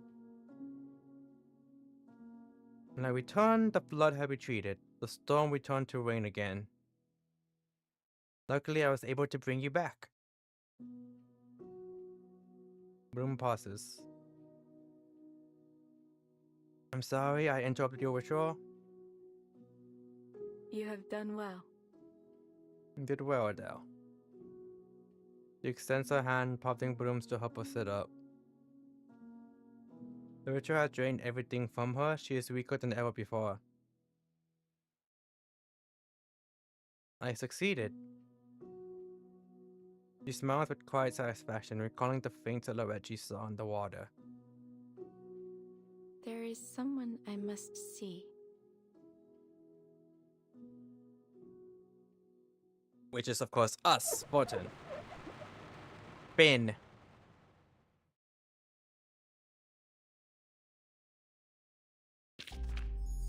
And just like that, we finish. Hey, what? Your life story? There's more? Oh yeah, that's actually two, but the survey is different. Thumb through everything out of order, names and destinies reshaped and reformed.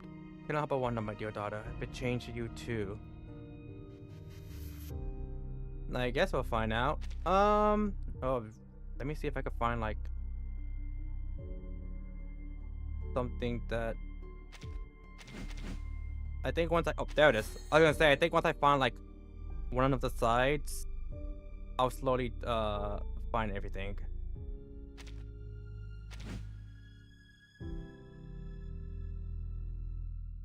This looks like it could be one of the sides. I might have to change it though. Like this. Oh, there it is.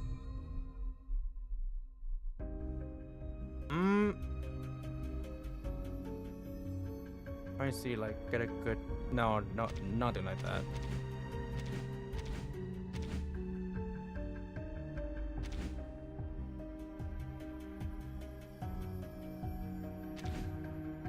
This looks like something I might have to look at. Not look at, but like do later. Like one of the last ones. Is any here? Alright, let me try.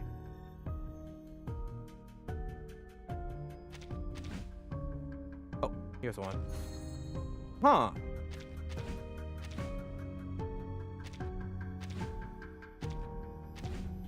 This makes me think it goes like around here due to the color. But we'll see. No, that's not it. Actually, this looks like it might be in the... There, okay, I was gonna say, this looks like it might be in the middle. Which will help me a lot.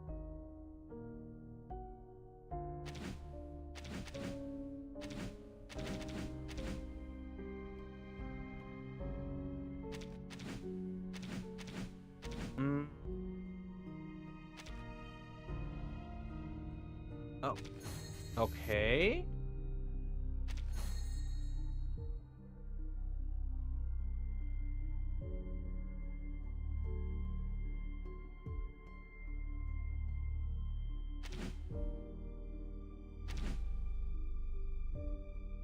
Now then, what piece goes here?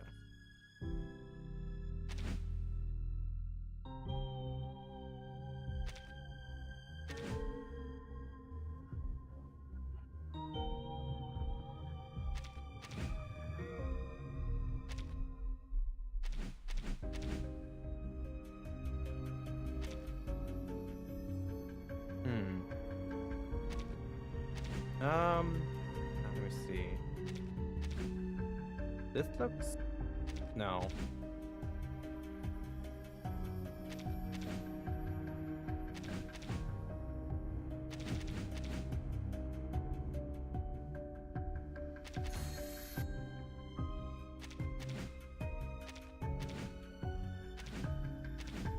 I'm like toning everything down to see if like if it fit like this.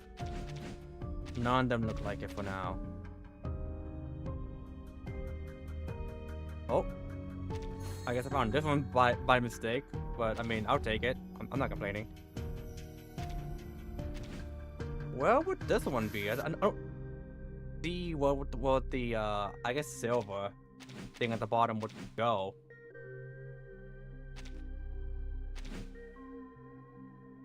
Actually, is it same? No, it doesn't look like it.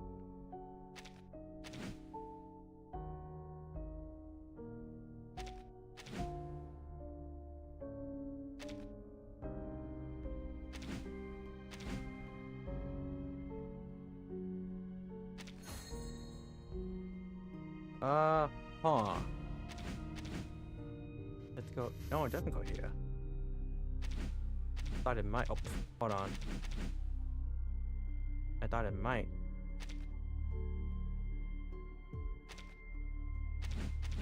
What about no?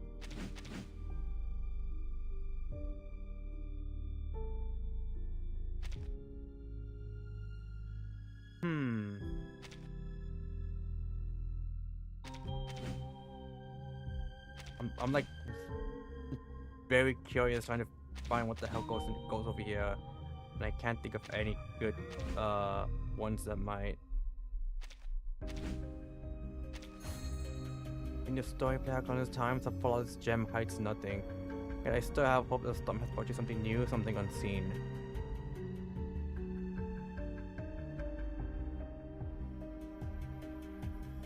This should be it, right? Yeah. Okay.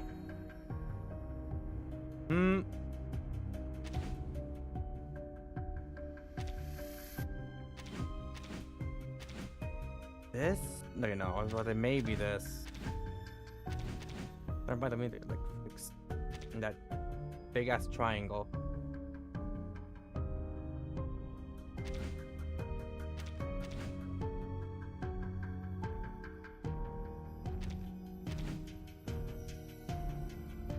I mean, if you want to fit, like, boss it, I guess that could fit, but no.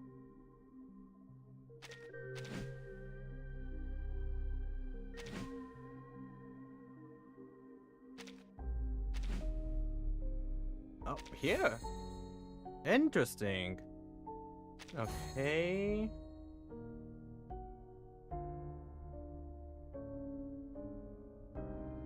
This.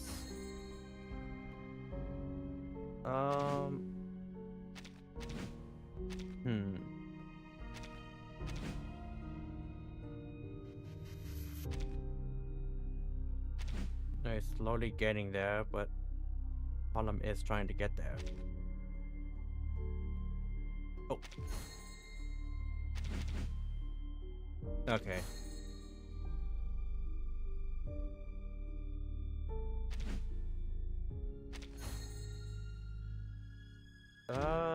No, it should be this. Okay. Means this might be here.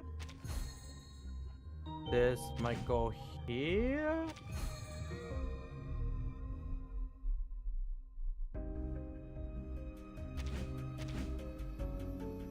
Not totally sure what it's supposed to go.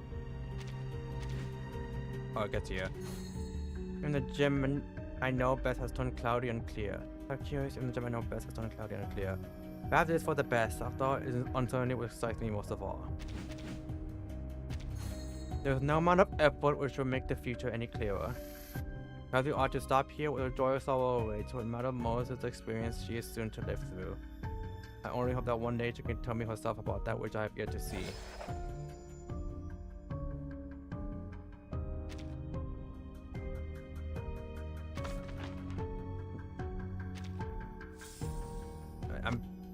So that one obviously being Matilda'S, but it's interesting to know that she can't see her future. I thought, give me this.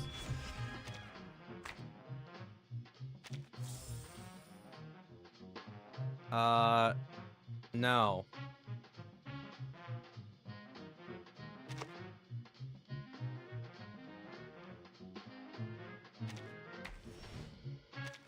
Give me this.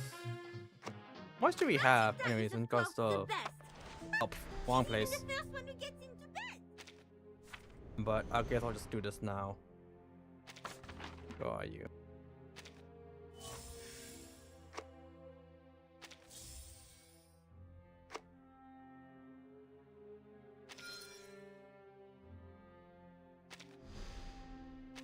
Up. Don't want that. Nor do I care about it. Especially since I don't know if this would be the 11th chapter, but I'm like, I just finished chapter 3, so yeah, I don't think I'm gonna be so goddamn confused if I just start this. Bougie parfumé, Tim, sauge, super. What's this? Oh, just that.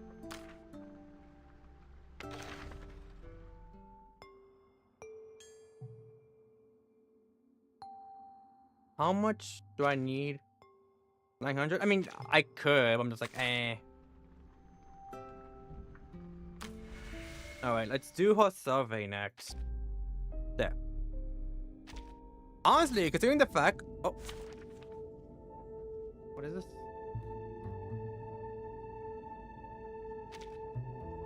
Oh! Okay. Wait, is this who I think it is? It is! Okay, yeah, because... I was like... I've heard she's just like... a really good character, like a really good like support in general. Which one is this one? Shadows in the subconscious? I have this one. I don't think I have this one. I might be able to get it. I need to go see.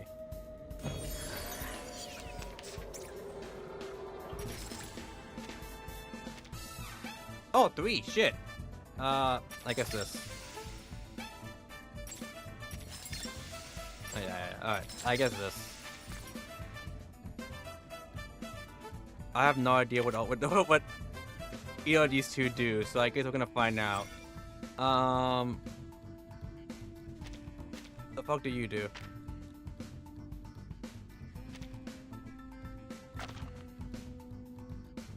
Gust? When a page gains a force sphere based on her gust stacks and moves other gust force shield she applied to herself this way, stacks up to 50 times. Continuous action 1. Oh! Neat! Wait, hold on. What does the ult do? Covers all Eureka, composes own incantations into regards from the sky. Digital reality. Sheesh. And cast them if able. Enters a dream that never goes old.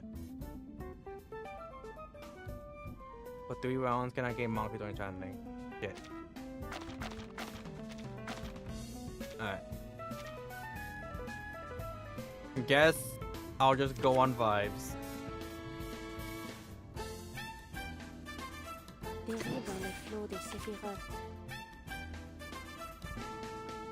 I can hear it.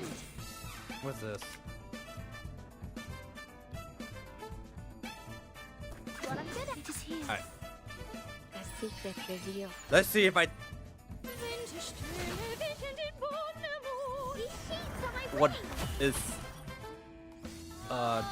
what all this does, because I have not seen I don't get it. these two in the back at all. Ow. I can hear it. It is here.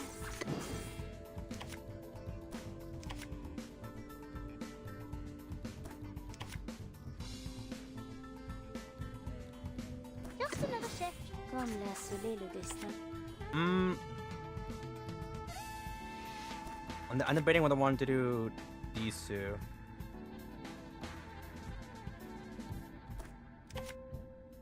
I'll just do the buff. Here's another one. Alright. Let's see what happens. Tu peux la jeter maintenant, la charme d'opère.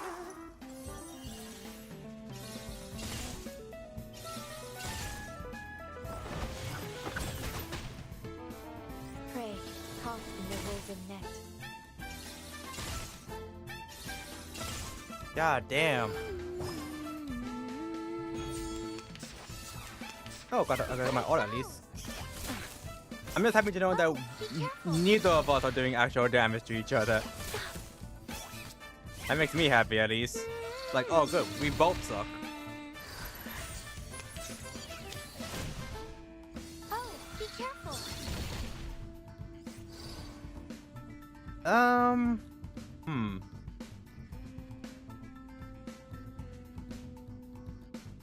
I guess we Dérive just do dans le this. flot a glimpse beneath the veil.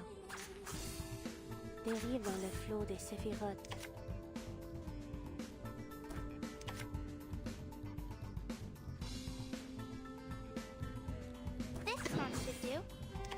And I mean, I guess I'll just do attack.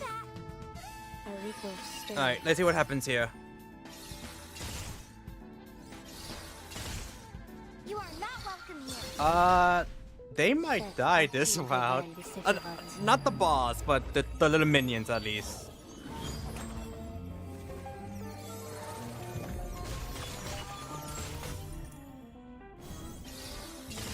Oh yeah, they're fucking dead.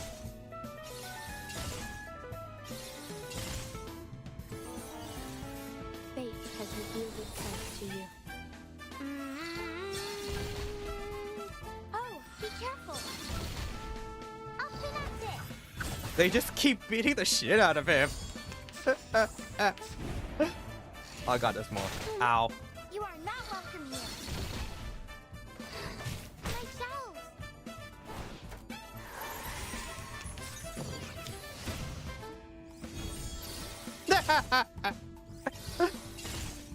Oh, be careful. I haven't even like clicked on anything yet. Alright, there we go, there we go. God damn. Who's activating the bell? Let's make that more.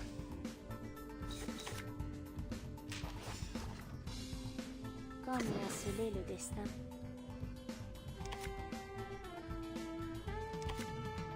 Just another shift. Oh look, here's another one. Alright, let's see what happens if I do this. I got this. A secret do it. revealed. Okay.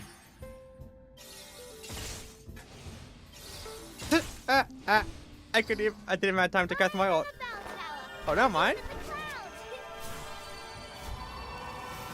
Oh, so they just did a leap of faith.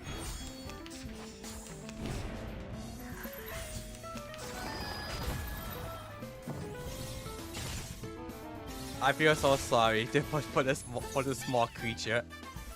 Voilà donc succès. Atteindre la fin. Non la prophétie. Mais God damn. Alright, we managed to complete all the long reign of fate. We managed to who are you? Finish well I guess finish. A flowing feast. Managed to get up.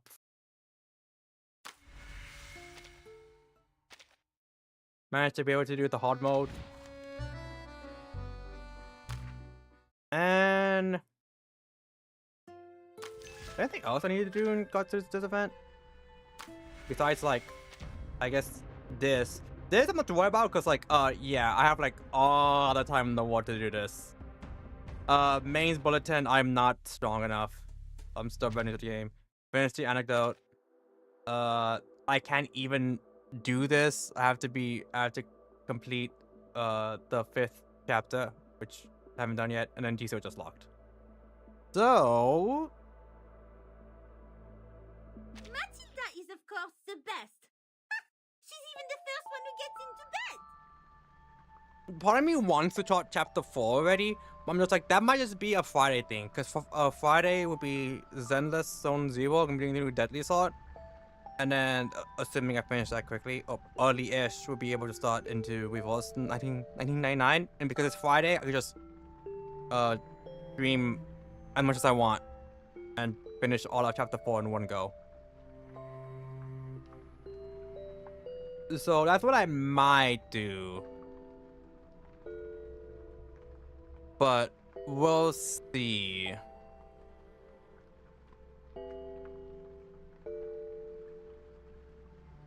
Give me 1 second real quick, chat. Okay. Honestly, I'm kind of glad I managed to do all this basically in one go, since it means I could start chapter 4 on Matilda is now available. Friday. Feel free to ask. The nature of divination is deduction. What the based hell? on reality. What do I have? It is not always correct. Oh. Okay. Also give me a reason to actually complete it, considering I need to do this. Alright, so let's get our final 10. Because I can get one of these, I guess. one of these characters in Dirty Pools, I'm at 20. So we'll see who we can get here.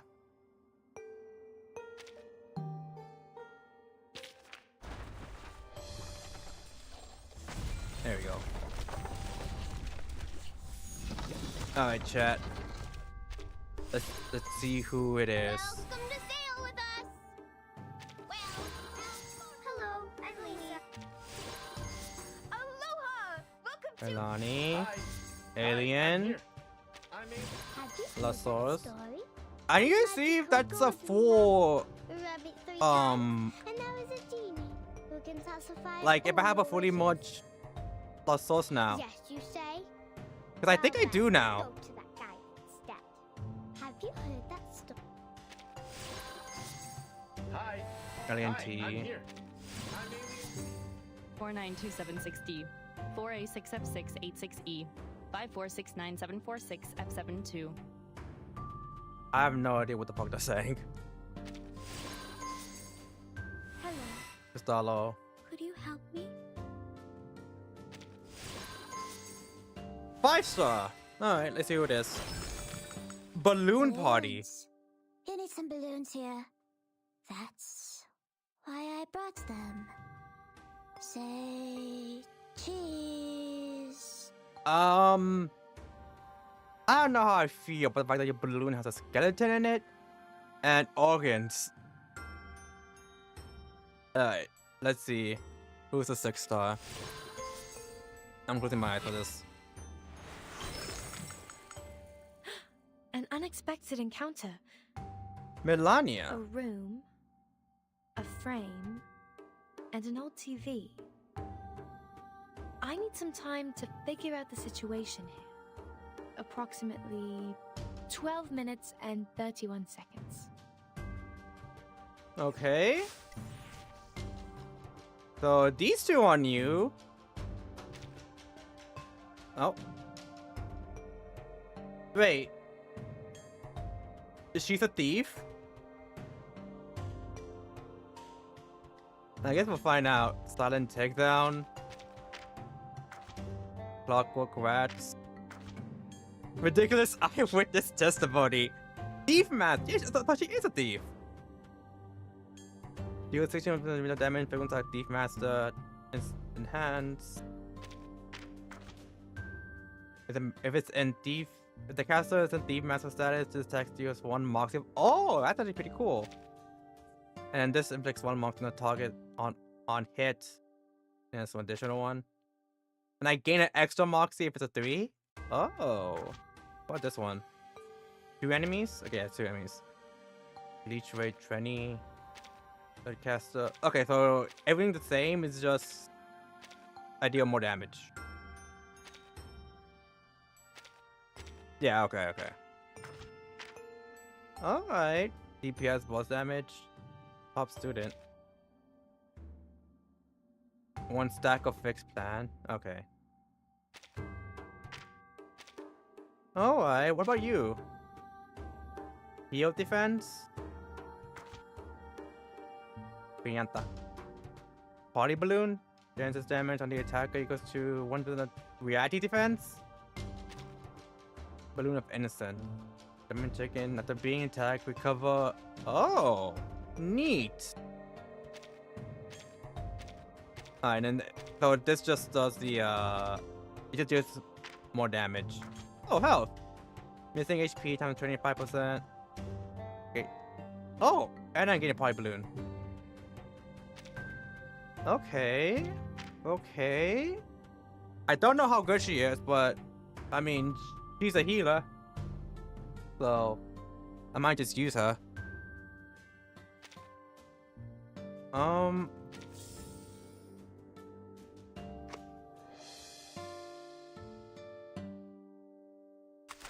Matilda is now available. Feel free to ask her anything. I have to find out. First, Oh, wrong one. just to be sure. Oh, that is my last. Yeah, now I got a fully merged source. Neat.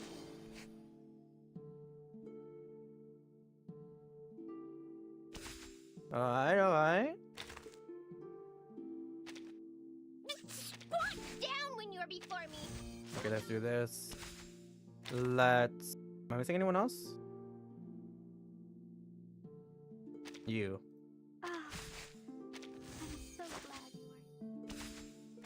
And I think that's it. Oh, okay. And I guess I have a fully merged John, Tito, and Ellie and T now. 4869.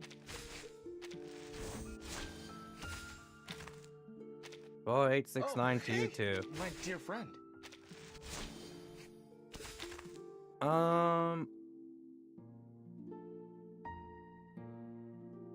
Who are you?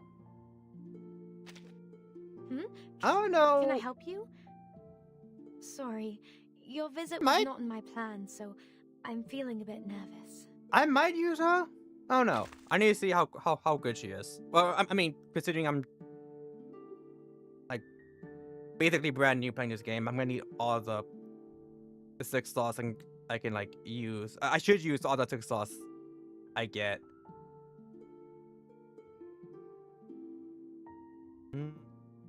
I might use her. Oh, If only because nice she's a to meet healer. you. Nice to meet you. Let's Nice see. to meet you. Oh, this looks cool. Okay, I might just use her just for this outfit.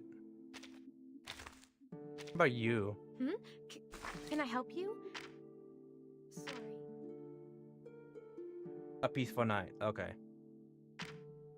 Oh, this one also looks cool. What?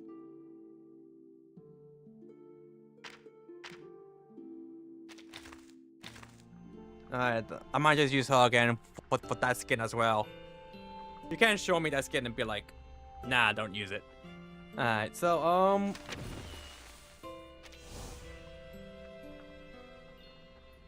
So, I don't get a choice on who I get here. It's completely random.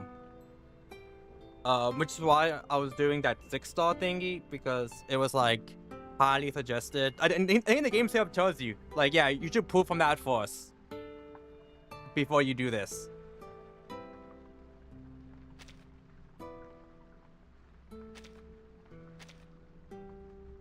Yeah, these are all the characters I can get right now. Zurivis, Layla, Ned, so the B regular, Satoria, Manson Pocket, 37, Marcus, Jessica, Tooth Fairy. Okay, yeah, it was talking, was it Brew? Talking about this person. At least the person she was talking to. Who's Willow? DPS, poison, boss damage. Lopeta. Support born extra action. Nor. DPS, boss damage, extra action. What does this do?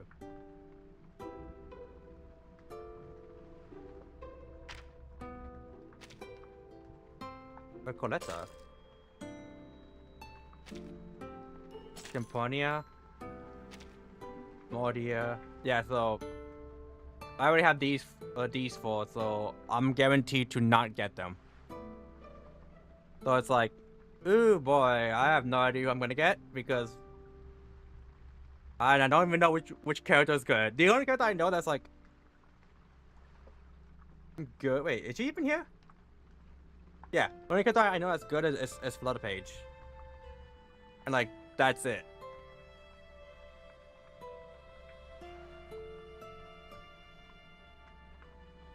Just based on vibes, or just based on like who I've seen so far, or just like design wise, I think Druvis, Leela, Voyage. What the fuck is A Night? Wait, huh? Oh, is he just like Mr. Is he just like Apple? If so, I might want A Night just because of that. Soul to be Regulus. The Tyrion looks cool. So, R2. Tooth Fairy. I don't know how to pronounce his name. Shaman? Shamaine?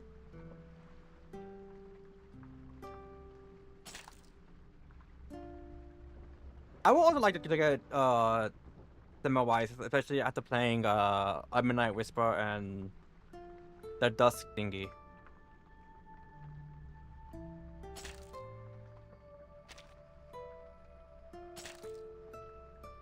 That looks cool. Alright. Oh, and of course, flood page for like meta stuff. And apparently, and assuming it was her, apparently since she does a leap of faith, so that's cool. Okay. We'll see who we'll get.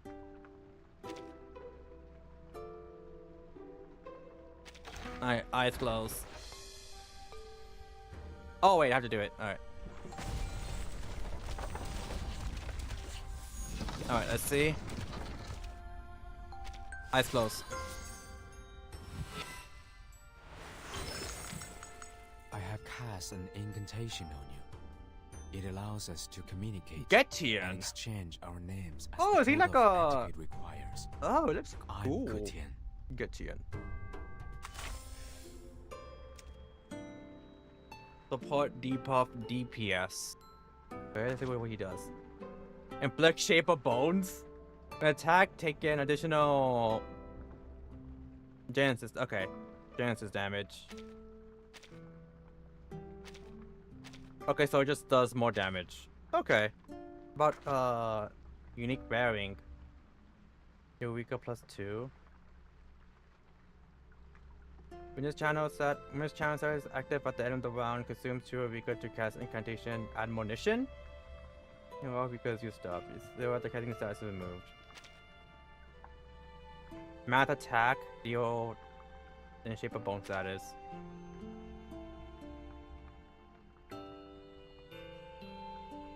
Okay. Wait, hold on. Let me Eureka +3. And then +5. Damn. Okay, what do you do? Mass debuff. Very special away, a poverty foretold. Allies gain damage, generated get a gain. Okay. He looks cool. I don't know if Flash will not be able to use him though. Alrighty.